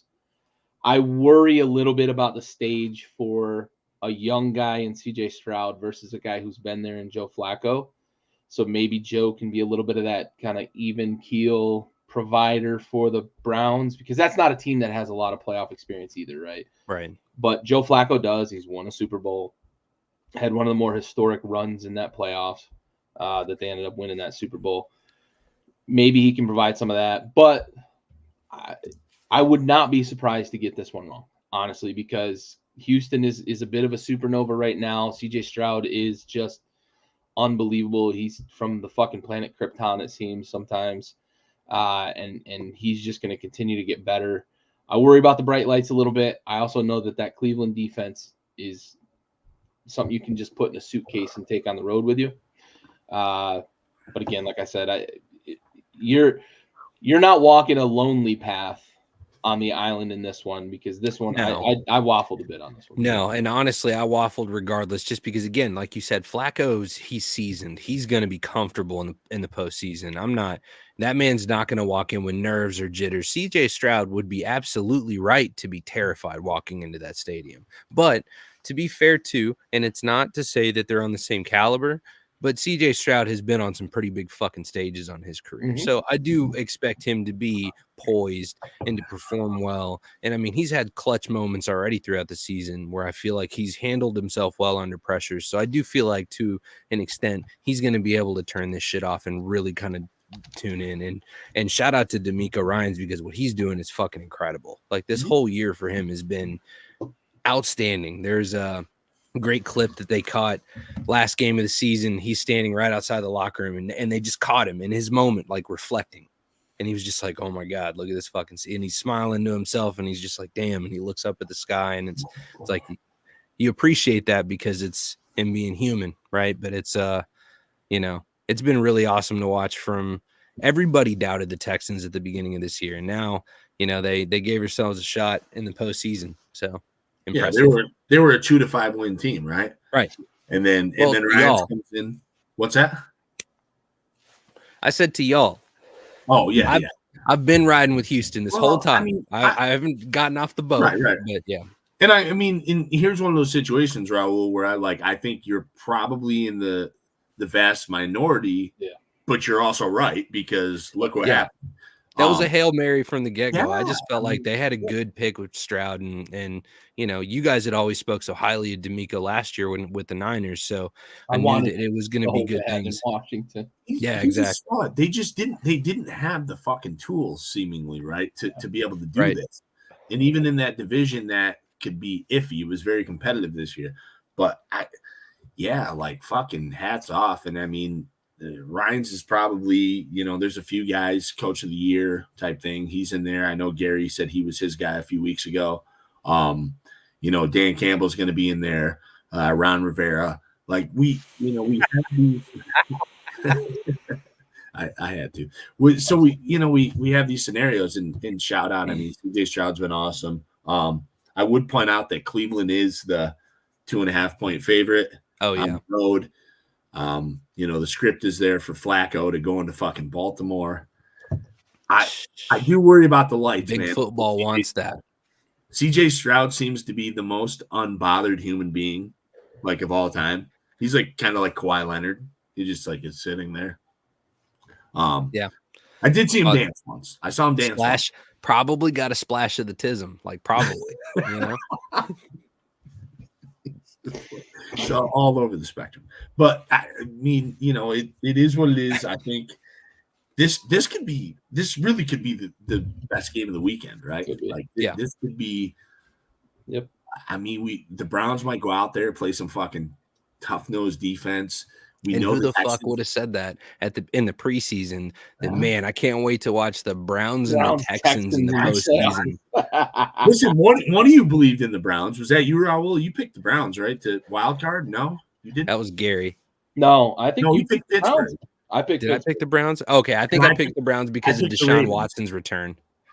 Yeah, no, he's not it. He doesn't like. He's Andrew Bynum these days. But this could be the fucking game of the week because the Browns might come out, set the tone a little bit with the defense. We've seen Stroud and that offense come back. Mm-hmm. This could be a cool game or a really bad game. Who knows? I mean, yeah. But I picked Houston. I like it. I do like the pick. I struggled with this one the most myself. This was my hardest pick. The one thing that could be a difference here, like D'Amico's been there as a coach. D'Amico's played playoff games as a player as well. He could be kind of a leveling factor for the Texans, but the lights could be bright. Cleveland's defense is a fucking menace. We'll see. We'll see how it goes. Yeah. I wouldn't be surprised if I missed this one. It's going to be a great game. I think this is going to be, as Andy said, this might be the matchup of the weekend when it comes to these wild card matchups. For sure. On to the next. Miami's got to face another good team, and they got to face them at home in Arrowhead as they take on the Kansas City Chiefs. All of us riding with KC here, and I think it's to really no surprise because, again, we're all expecting to see this Buffalo KC rematch. It's going to happen. The weather. Yeah. The weather. I was going to pick Miami. I really was. It would have been easier for me to persuade myself to pick Miami. It's way too fucking cold out there, dude. Dude, snowing. No, it's not going to be 20. It's not going to be 25 degrees. The high is 10. Oh, I looked at Sunday. You're right. Saturday's in the fucking teens. 10 between 10 and -4 is the high, and that game will be at what 6 Eastern. Yeah. Is that the time? 6 p.m. Eastern. Sun's gonna be down. Dude, that shit. It's gonna be 0. Dude, it's gonna be nasty. It's gonna be nasty. I had to log into KC's. I had to stalk their fucking weather today, like I'm a Kardashian chick. So now it says the high on Saturday is 12 and the low is -3. That it was 10 and -4. Friday. I was looking at Friday. Fucking Saturday. 10. Yeah. The high on Sunday is 0. -7. And -11. According to the Weather Channel. But bro, those dude. There is a they just might as well stay in South Beach. And there was an active blizzard in the panhandle of Texas today. Really? Yeah. Yeah. Shit's going down, bro. These polar vortexes 150 miles north of that. We're getting an Arctic blast. It is terrible. Yep. Raul, I woke up this morning. Winter is coming, dog. I'm serious. It's going to be like high. I'm serious. There's like a high of 20 next week, and I'm pretty sure the school's going to shut down. I'm not kidding. Oh, I bet. I told Gary earlier before the show. I woke up this morning. It was 30 degrees. And we're approaching vastly 50 by 11 p.m. Nice. Which is kind of weird, right? To go from that is weird 30 to 20 degrees from morning to day. So it was snowing. January. We had like 3 inches of snow, and then it was snowing, and now it's been pouring all day, and we've had like wind up to 60 mile an hour gusts. I told Gary at the beginning, I'm like, dude, if my power can go out, yeah. But we've had crazy wind the last couple of days. Yeah, we're just like, it's weird, but in like a week it's going to be like 20. So yeah, it was 70 at 10 a.m. on Monday morning, and by noon it was 45. Dang, that's that wind. New York. That's that New York weather, kid. That wind picked up quick, and in like an hour and a half, it dropped 30 degrees. Fucking nice. 10-gallon hats just fucking blowing down the road. Bro, it was unacceptable is what it was. Dude, I had to go in and get a jacket. I was pissed. You mentioned it, people on the outskirts. My dad lives up Alfred Way. They lost power up that way, I guess. Oh, did they? Yeah, I'm not surprised. Like, I've been seeing it all over Facebook tonight, like people losing power. I'm just waiting because whenever we lose power in town, I definitely lose it. My transformer is fucking the weakest in town. Ron Rivera. The Ron Rivera transformers. Sometimes, you know what pisses me off is sometimes the power go out. I'll look down the end of the street, lit the fuck up. Yeah, my shit's out for 4 hours. Fuck you're out there in the have-nots. I'm apparently right in town too. Yeah, you're down. I am downtown. That's such bullshit. Right off Main Street. You know what it is though? Is that shit's the oldest shit. It was all built from the inside out. It's the OG. I have the shit that's gonna catch on 1794. fire whenever. Yeah. You ain't got that new hotness. You got that. No. You got that old. You got that primitive George power. Washington commissioned my shit. Yeah. Yeah, dude, for Paul sure. Revere rode through town. Yeah, that narc. Oh wow! All right, that's a first. Listen, Steelers gonna probably take an L here, as we all believe here against Buffalo. Going back to the Kansas City rematch, we're looking to see in the following week. I mean, it's Buffalo is probably going to be on a warpath on this game. And look, that defense is nasty. There's no doubt, but I don't think Tomlin's going to get lucky this week. No. Uncle Vagey thinks it's a -10. Yeah. So, yikes. It's going to be sloppy weather up that way too this weekend. No TJ Watt is a big deal. Yeah. huge. But in the sloppy weather, I don't know how much of a difference that makes necessarily. Pass rush usually isn't dominant when it's nasty and wet and snowy. I just think Buffalo's. I don't know. You gotta figure it out. This isn't a slam dunk, though. What's that? So Buffalo doesn't run the ball up the middle a whole ton. No, they found a good run game against Dallas, but they were running off tackle right at Micah Parsons. That's what they do. Run the ball up the middle because Pittsburgh can't stop that. They can't. Even with Watt, they don't stop that. They can't. That's their Achilles heel. We're playoff Lenny's going to get a lot of carries maybe this weekend. I think if you're Pittsburgh, you just do what you did last week. Do the same thing. Muddy it up. Give Harris the ball. Yep. Get in there. 4 yards and a splash of mud. Yep. Contain Josh Allen. Not easy to do. Fucking win the line of scrimmage. Yeah, that's a fuck thing though. With Josh, like defensively against Josh Allen, you can win the line of scrimmage and still lose. Yeah. Because he's just like I think that guy's like high as shit. He's just out there doing whatever the fuck he feels. He's a wiry guy because it's almost like I don't know. It's like the misfires. It's his yips are more like fucking Tourette's, dude. Like they're just out of nowhere. And honestly, right? Like I feel like it's fun to watch. Sometimes they're completely unjustified.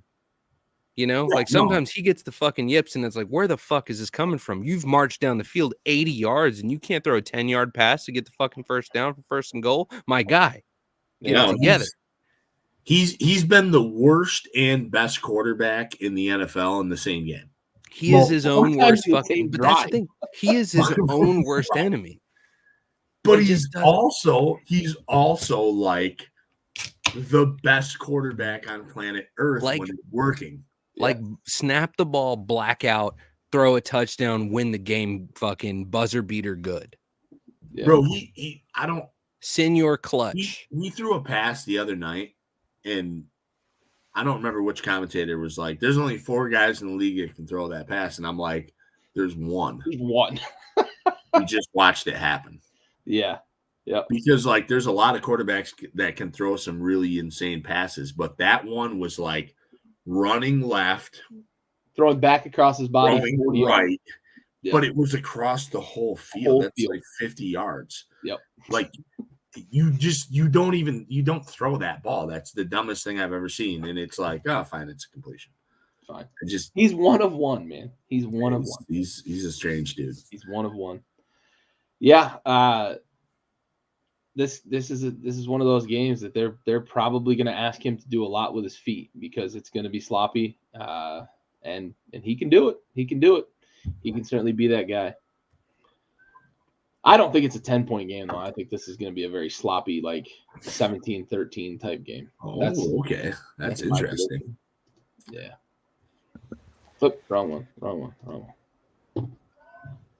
All right, so all of us unanimous as well as Dallas plays the Green Bay Packers in Dallas. And yeah, I mean, look, credit to Jordan Love. He probably could be the future of that program. Andy, listen, I won't speak for you, bud. I won't do that for you. I know that's not what you think. All right, I'm just gonna share my opinion here, if that's okay. You know, I see you getting upset, and I see that, and and listen, as a competitor in my division, I completely understand. I don't like crediting Scary Terry, but I understand that the man's the truth, right? So, with that, that was another name that we omitted from the receiver talk earlier, by the way, but yeah, he's pretty heavily misused too. Exactly, but it's not that he's not capable. I mean, the man's a stud. Yeah. But we lose him because we don't know what he's capable Right, of. Exactly, for sure. Well, and that's the whole reason why you still have to keep Devontae Adams in the picture. Yeah, that's all I'm trying to do, because I know you saw it too. Look, Seniors saw it too, and Senior's the OG of the show. Okay, all right, listen, guilty. You were getting flustered. You turned like a half a shade redder than you usually are. So I was That's like, not all right, possible, kid. bro. I'm talking red, dog. Like it was, Listen, anyways. This is red.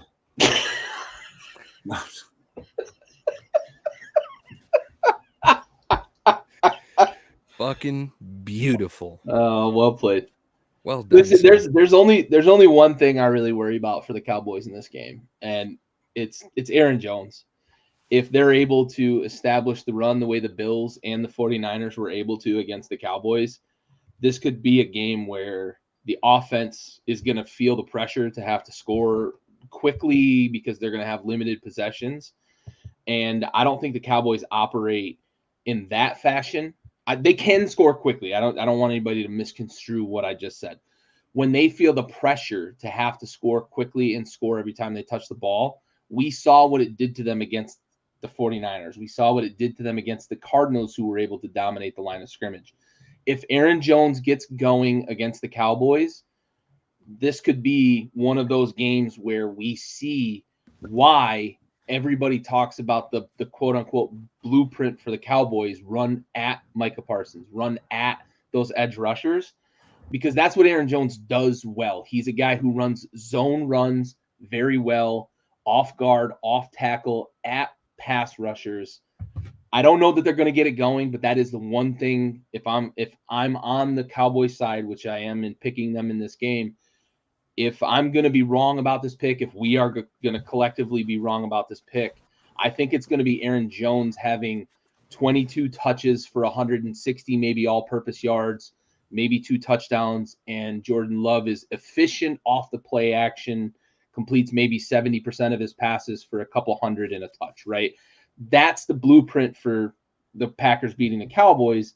All that said, I obviously don't think that's going to happen, but that's what I worry about with this pick. Well, all that said, I do want to just refer back to last week's episode whenever you said we weren't going to win the first round. So now that we have your pick and we see that you've chosen Dallas, go fuck yourself, Gary. Andy, any reason why you're picking with the Cowboys that does not have to do with fuck the Packers? Yeah, no, the Cowboys are a better team. Okay. I said earlier I thought Dak Prescott's my MVP. And listen, it's not – I don't think that Jordan Love isn't good. I said it earlier. I just don't think he's Aaron Rodgers or Brett Favre. Yeah, for sure. That's too much. I just feel like maybe you thought I was piping him up a little bit, and I was. No, I mean, and listen, and Gary's been on him a couple times this year too, where he's like, maybe I don't think he's bad. I just think that, he might be the 15th best quarterback in the NFL. Sometimes he's really good. Sometimes he's really bad. I've seen both sides of him. And yeah, I mean, Green Bay to make the playoffs this year when nobody thought they would, it's commendable. Again, I point out the division because the Lions played in the same one. Yeah, is very weak this year too. Dallas is the better team. They are. I think Dallas is a Super Bowl contender, and Green Bay's not. Yeah, matchup made a lot of difference for me in terms of the first round of this being at home. I wasn't confident in terms of having this home game and whatnot. It's beneficial for them. I reneged on what I said previously. Thank you for calling me out for that. I appreciate it. Well, and I mean, statistically, they do play one of the weakest teams in the playoffs. Yep. Right. And that's That's not Dallas's fault. They're supposed to because they were one of the best teams in the playoffs. Yep. Right. I mean, and also, fuck Green Bay. I'm just curious as to where you put Jordan Love, though. So, better or worse than Justin Fields? I'm gonna make a choice because I think I have to make a choice. I would have said even, but I'm gonna say worse. Okay. Worse. By like one spot. Yeah, I think that's the company he's in right now. I agree. Yeah. I think he's a better passer, but it's not by a ton. And he's not the playmaker. Right. Fields a playmaker. Yeah. And he plays on a better team than Fields. So yeah. So you're saying that Fields goes further with the Packers than Love does. Fields might go the same place. I think they're that close. Okay. Fields is younger though too, so it's different. True. It's different. I think there's different playing styles, sure, but yeah. I'm just talking about overall value. You said he was in kind of middle of the pack 15. And I think Fields is middle of the pack 15. Sure. Roughly too. I think that's fair. Probably closer to the Geno Smith. I'd take them both over Geno Smith.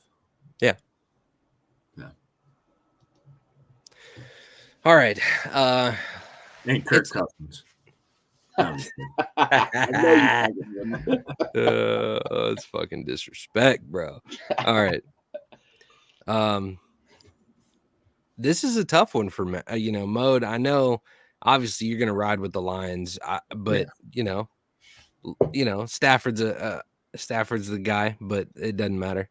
But I don't know a Stafford. Oh damn.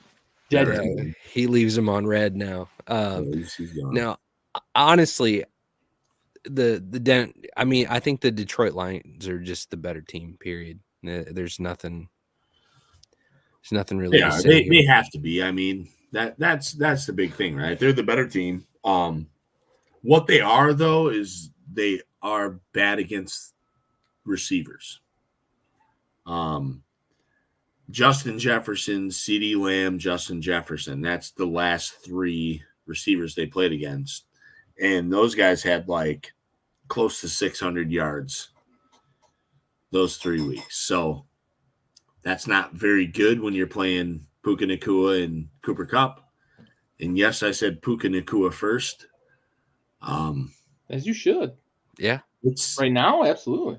This is going to be a tough. What Detroit does really well is when they turn the ball over, they intercept passes. They can give up, 350 because they get a couple picks. Mm-hmm. And I watching Matt Stafford for a lot of years, he does throw the ball to the other team. Give one or two away. He's done that. So he does. He can also carve you up. I've seen that a few times. This boils down to, I think, Detroit's offense and Goff. Like they have to carry the game. They have to run the ball with Gibbs and Dave Montgomery. The first two teammates to go for 1,000 yards from scrimmage and 10+ touchdowns. That's never happened before. So that's their bread and butter, those two guys, right? Get them the ball early in the passing game and the running game. Let Goff be comfortable. Minnesota just rushed the passer more times than like any team has done it all season against anyone, against Goff. And he had a pretty good game. He has to continue to do that. The Lions can't go further than Goff can take them. And, that can be exciting or scary. I'll leave it there. Yeah. Yep. But it's the Lions. It's Goff's, man. Let's go. That's where they go. They're the better team. They're at home. The things you worry about are the things Andy pointed out, and Aaron Donald being able to get pass rush in the middle of that pocket. Goff getting off his spot is not very good. He's not a guy who moves the pocket and completes passes well. He's a guy that when he can be in the pocket protected and diagnose the defense, even if there's pressure around him, he's fine. He had a good game against Minnesota. I think Aaron Donald is a bit of a – obviously, Aaron Donald is who he is, right? We all know he is. But that – sort of good. Sort of good, right? But that ability to get a pass rush up the middle, we've seen it give – everybody fits, right? Brady and a lot of those guys, when you can get pressure up the middle, you can give quarterbacks fits. Being able to run the ball is going to change that for them, because when they don't go to run the ball, they can absolutely leave the running back in to chip and stay and just hit Aaron Donald in the ribs all fucking day. I just think Detroit's the better team. Like you said, they turn the ball over well defensively. And the Rams are prone to turnovers. It's not just Stafford. Kyron Williams, for as great as he's been all year, he's had some fumble problems throughout the year. So that could be a factor in this game where the Rams just run out of possessions because they give a few of them away. Maybe this ends up in the 20s. This could be a decent offensive performance by both teams, but Detroit's the better team. That's what it boils down to. And they're home. Agreed. They're a better team at home, too. Also true. Andy's on Philly Island here, and I get it. I do get it. And I think that Gary and I are riding with Tampa Bay here, and I get that completely, too. So, I mean, Andy, you got the island. It's your floor. I mean, this last week for Philly, right, was real tough. You get fucking lambasted. They lost to a fucking nobody. However, Tampa might be the worst team in the playoffs. This might be the worst team in the NFL playoffs. Maybe they're not, but best case scenario, they're the third worst team in the playoffs. Yeah. I mean, I wholeheartedly believe that, and that's if they're better than probably Green Bay and Pittsburgh. So, I mean, do what you will with that info. I don't think they're horrible. I don't love them. Tampa's an easy place to play if you're going to play, and Philly has been struggling. But, at the end of the day, whose roster is more talented? For me, it's Philly, and it's not even close. And I think if they're going to get these things fixed, it's going to have to be this week, and I think they win. I think they win by 10. Comfortable. Yeah, 10. Okay. Yeah.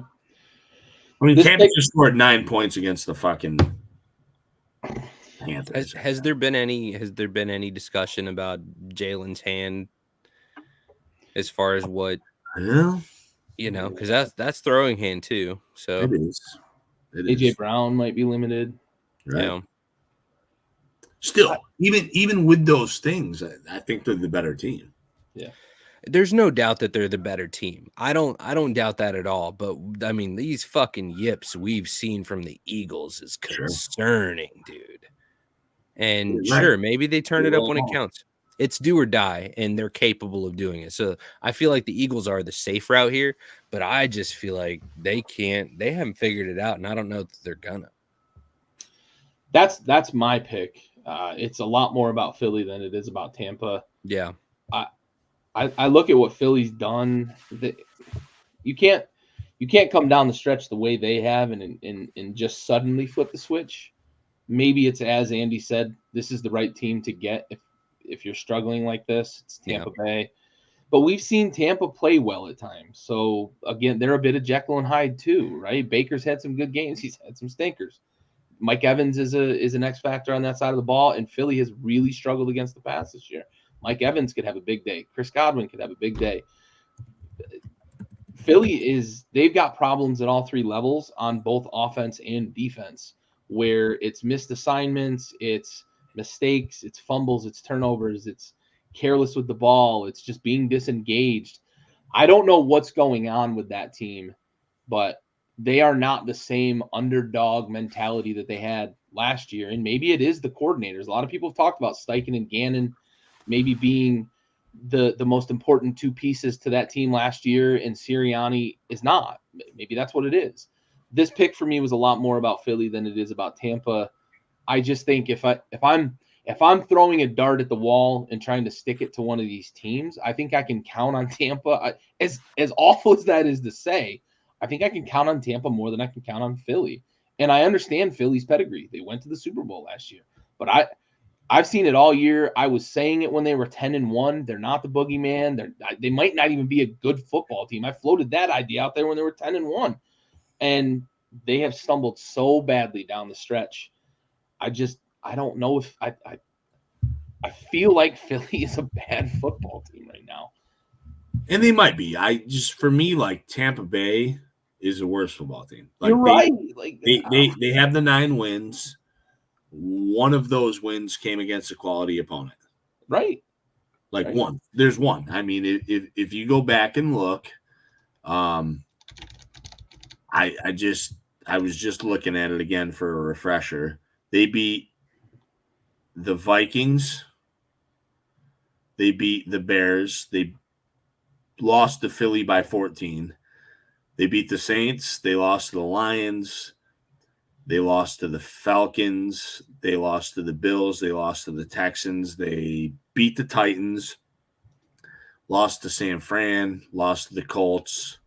Beat the Panthers. Beat the Falcons. Beat the Packers was the win I was counting as quality, by the way. That's a 9-win team. They beat the Jags. Lost to the Saints. Beat the Panthers. Like, there's not a lot there. Nope. And maybe I should look through Phillies too, because I know they've struggled, but I have to feel like they've beaten better teams than that. But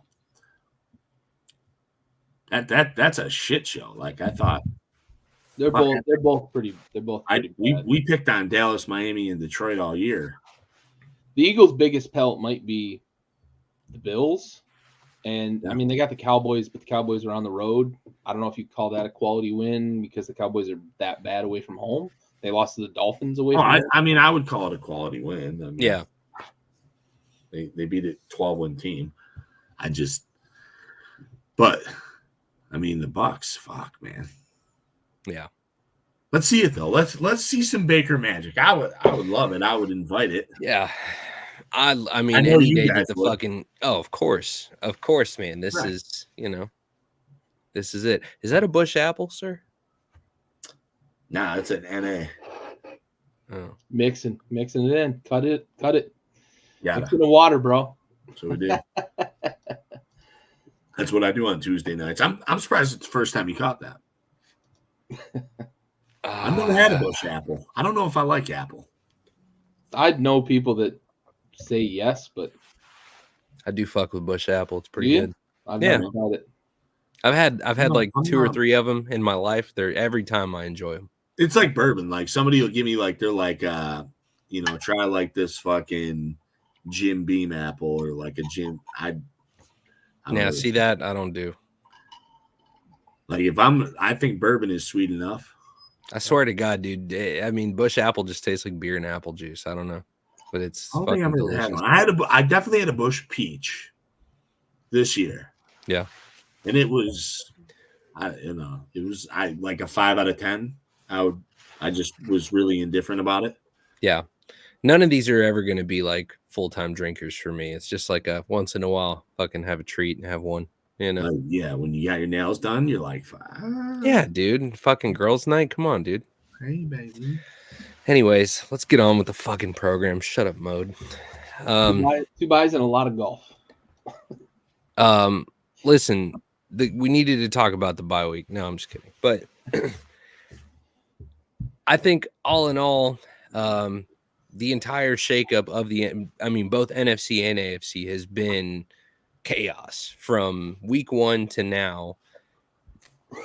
It just continues to know that it continues to prove to everybody that even the most intelligent and experienced talking heads don't know shit about football when it comes to the outcome, right? And who's going to be the powerhouse. I think everybody thought that Kansas City was possibly going to be a shoe-in. I think a lot of people were going to be don't show that shit. It could still happen. I mean, not you could, not mine. everybody was real confident. Yeah. Everyone was real confident. The whole time I thought I picked San Fran. And then I realized I think it was last year. Yeah, I don't know. Maybe I screwed the overlay up. Either way, we all had San might Fran have been last NFC though. Listen, I picked the Chiefs. Are we going over our picks now? Yeah, we got a reset. Okay. All right. So now the Super Bowl reset, after looking at the latest, me and Andy completely aligned here, except for the victor. So we've got the Ravens in the AFC, we've got the Niners in the NFC. Andy picking the Niners to win, and I'm picking Baltimore to win. And then Gary is picking the Bills to win the AFC. So keep in mind, folks, that means that they've got to win this week. They've got to beat Kansas City in Buffalo, and then they have to or Miami. Yeah. And then well, if Miami wins, the Bills have the winner of Cleveland Houston. Oh, that's true. If the NFL Miami wins, yes. Yeah. And actually, it might be worse for them. Maybe. Might be. You don't want to face that Cleveland defense right now. I don't. CJ Stroud's fun. So the Bills. Yeah. Over the Cowboys. Over the Cowboys, huh? Those fucking can't win a game, Cowboys. Circumstances have changed. I hadn't even gotten to that part yet, and that was going to be kind of my next part, Mister. They're not going to win week 1. They're going to be fucking conference champions. Yeah. I don't have a lot of confidence. Bud? I don't have a lot of confidence in the NFC. Yeah. I don't know how much confidence I'm going to have in San Francisco after 2 weeks off for all of their guys. We've seen that be a bit of a bugaboo for some teams in the past to take their starters out in the last week and have the bye in the first round of the playoffs. We'll see who the Niners end up facing in the second round. All that could change if the matchups work out. But Dallas being at home, they could host the NFC Championship game if the Niners do show rust.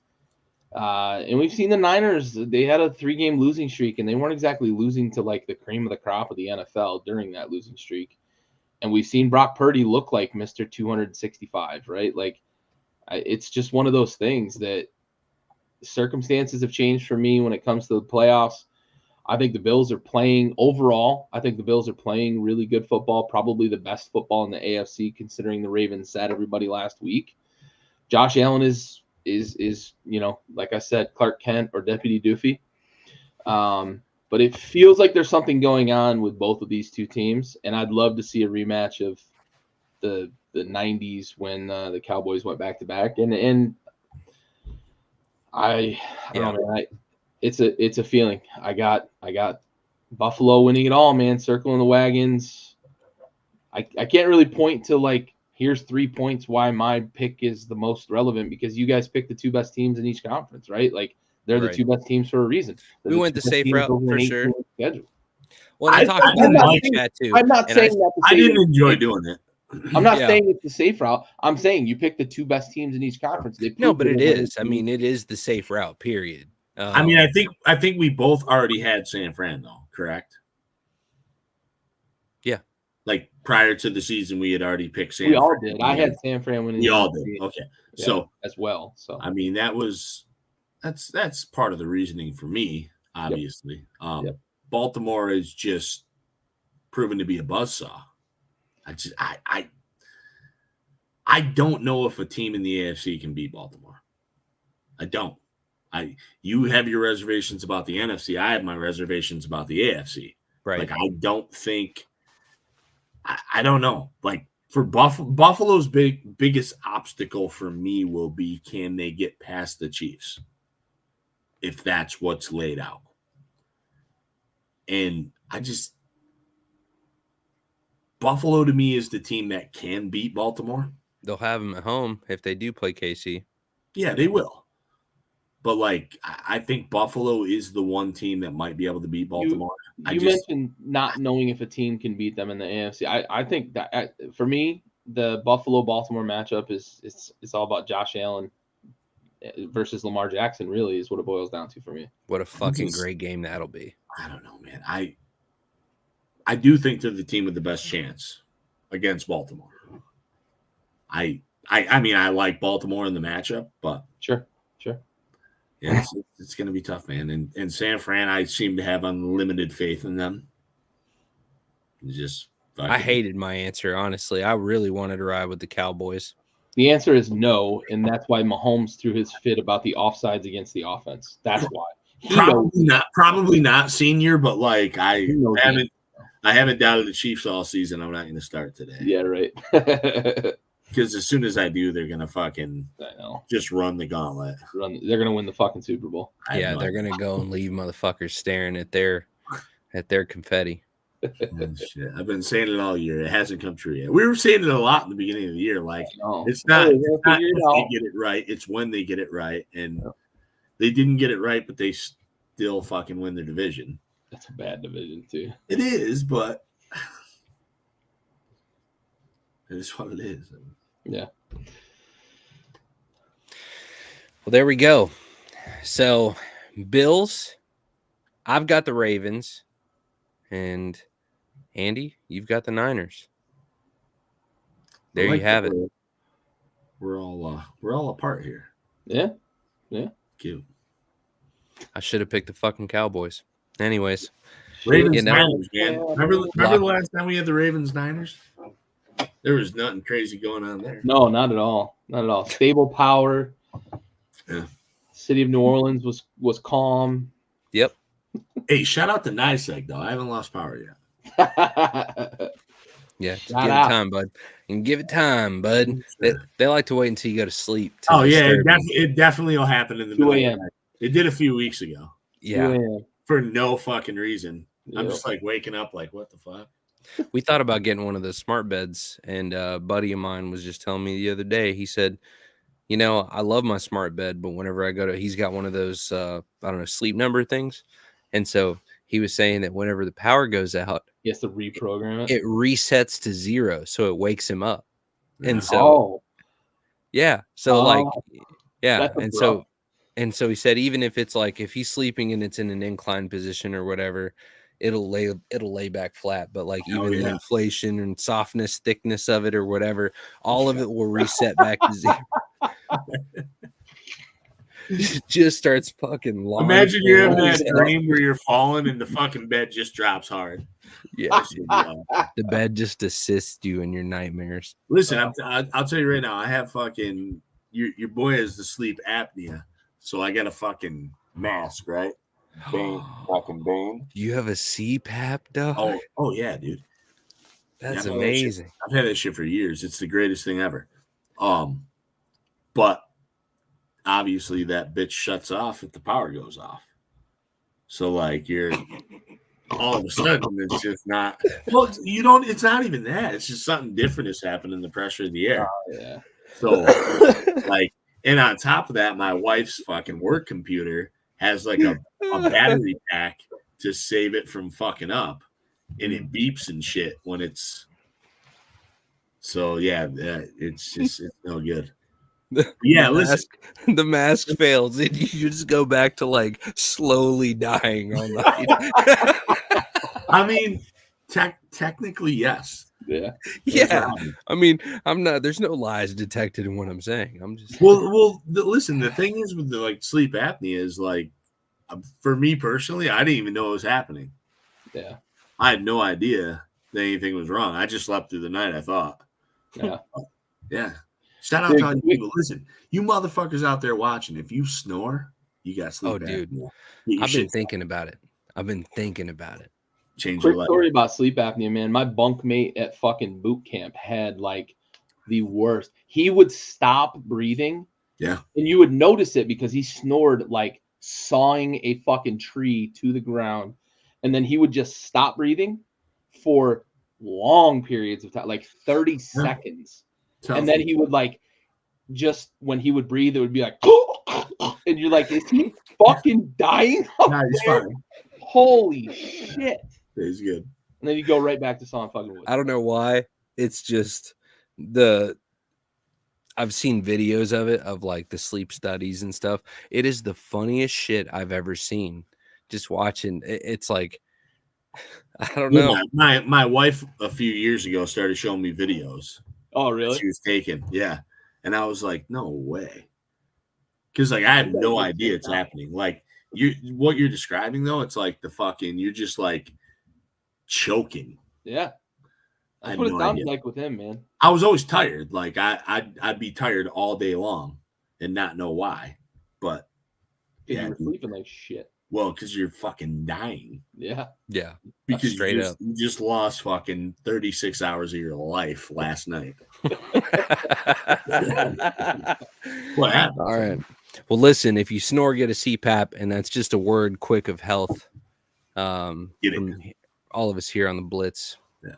Gary, do you have something you want to pull up, or was that an accident? Yeah, we got last thing. Oh, coaching carousel. Listen, motherfuckers out here getting fired, right? We lost Staley. We lost fucking McDaniels. We lost Artie Smith. We lost Frank Wright. We lost Ron Rivera. We lost Vrab. So I see that we've got a commander's hat on Vrab.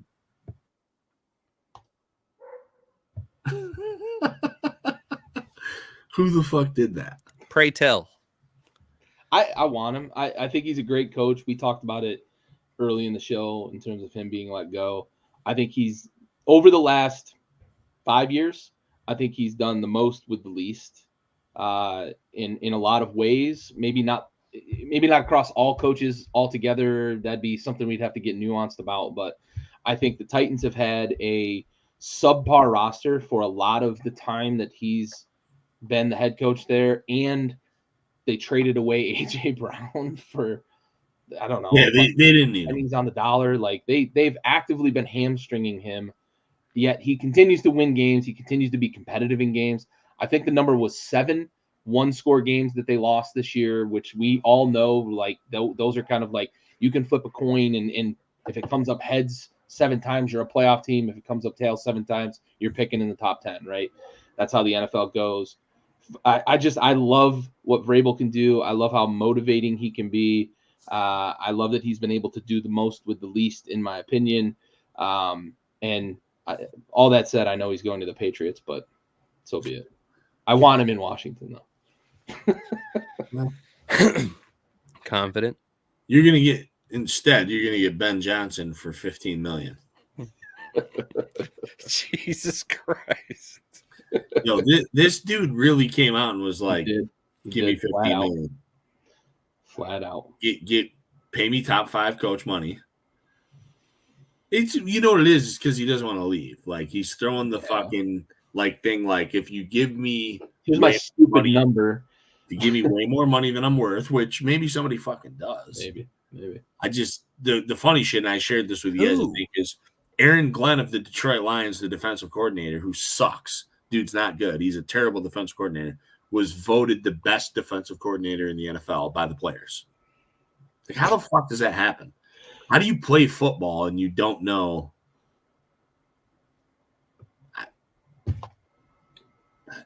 think he's popular with the players. Wasn't he like the NFLPA rep when he played or something along those lines? Listen, he's a cool dude in that regard, but he cannot, dude, bro, you're out here running a fucking zone. Yeah. Against Justin Jefferson. It's the same zone you watched not work against CeeDee Lamb last week, and the same zone you watched not work against Justin Jefferson the week before that. Mm-hmm. Like, you guys gave up 570 yards in 3 weeks to the number 1 receiver on the other team. Yeah. From the back. Yeah. Jamar Chase murders you. The back. If they saw Jamar Chase, it'd be even crazier. And CeeDee Lamb and Jefferson obviously are those dudes, but fuck. Yeah. Can't give up 200 yards a week. Right. Can't do it. Can't win with it. Not gonna do it. Can't win with them. Can't win. All right, Gary. What else we got? That's it, homie. Nothing other than final thoughts. Mode. Let's go back to you. Hey man, let's I think this is a good week, right? We get a good week of fucking playoff football. You know, Dallas gets to like avenge the Dez catch. We get to see the Browns try to punch their ticket to bring Joe Flacco back to Baltimore. We have the Stafford Lions thing. What else do we have here that I'm missing? I mean, the Steelers Bills, I think, is a good throwback AFC thing from the 90s. Yeah. You know, let's get it. Should be a good week of football. Although Neil O'Donnell versus Jim Kelly. Fuck the handcuffing of the Dolphins Chiefs game on Peacock. Yeah. I mean, I have Peacock, so this streaming service stuff is getting weird, man. Listen, they're trying some shit. Yeah. Shit's getting out of pocket. Pay-per-view Super Bowl's coming up. I don't think you have to have the premium version of Peacock, though, right? You just have to sign up for Peacock. I don't know. I think could be wrong, but I think that's the case. So still whack. It is whack, absolutely. I agree 100%. But at least they're not trying to get in your fucking wallet. I think I could be wrong, but but you know, listen, we know the same thing, right? Those subscriptions, what happens is you have to fucking sign up, and then if you don't opt out in like 20 days, you're gonna have to pay for the next month. Yep, it's gonna be that auto. I'm sure that's the way that works. Probably. Yeah. Gary, any closing thoughts? Man, we're here, right? Playoffs, good week, a lot of good matchups, interesting matchups, as Mo already pointed out. There's some real intrigue with players returning, coaches playing former team or coaching against former teams, etc. The NFL script writers got it right this year. Again, as usual, we've got intriguing matchups. Just kidding. Sort of. Maybe. No, probably not. Brad Allen leaked the script a couple of weeks ago. But no, it's going to be fun, man. I have bemoaned the expansion of playoffs in every league because I think it waters it down a little bit. But I also love the idea of expanded playoffs because we get more playoff games, right? I said the same thing about baseball expanding. I said the same thing about basketball with the play-in tournament. And I have said the same thing about the CFP playoff expanding to 12 teams. And eventually we're going to probably have like 64 there as well. But in March Madness, right, having 68 teams now instead of 64. But what it does give us is more of these games. And we've got 6 now instead of 4 on Wildcard weekend. It's great.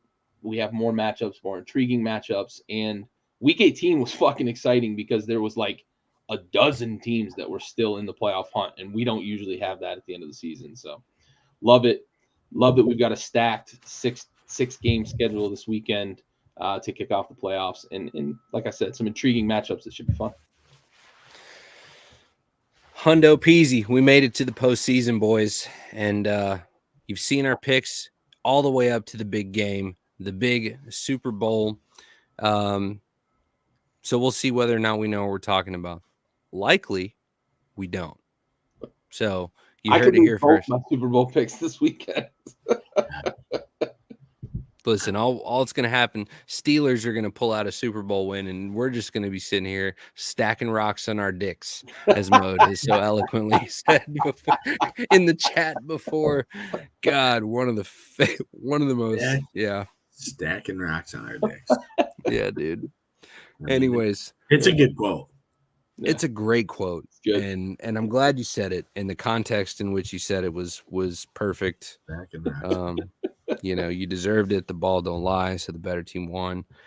You know, 12-4, baby. So,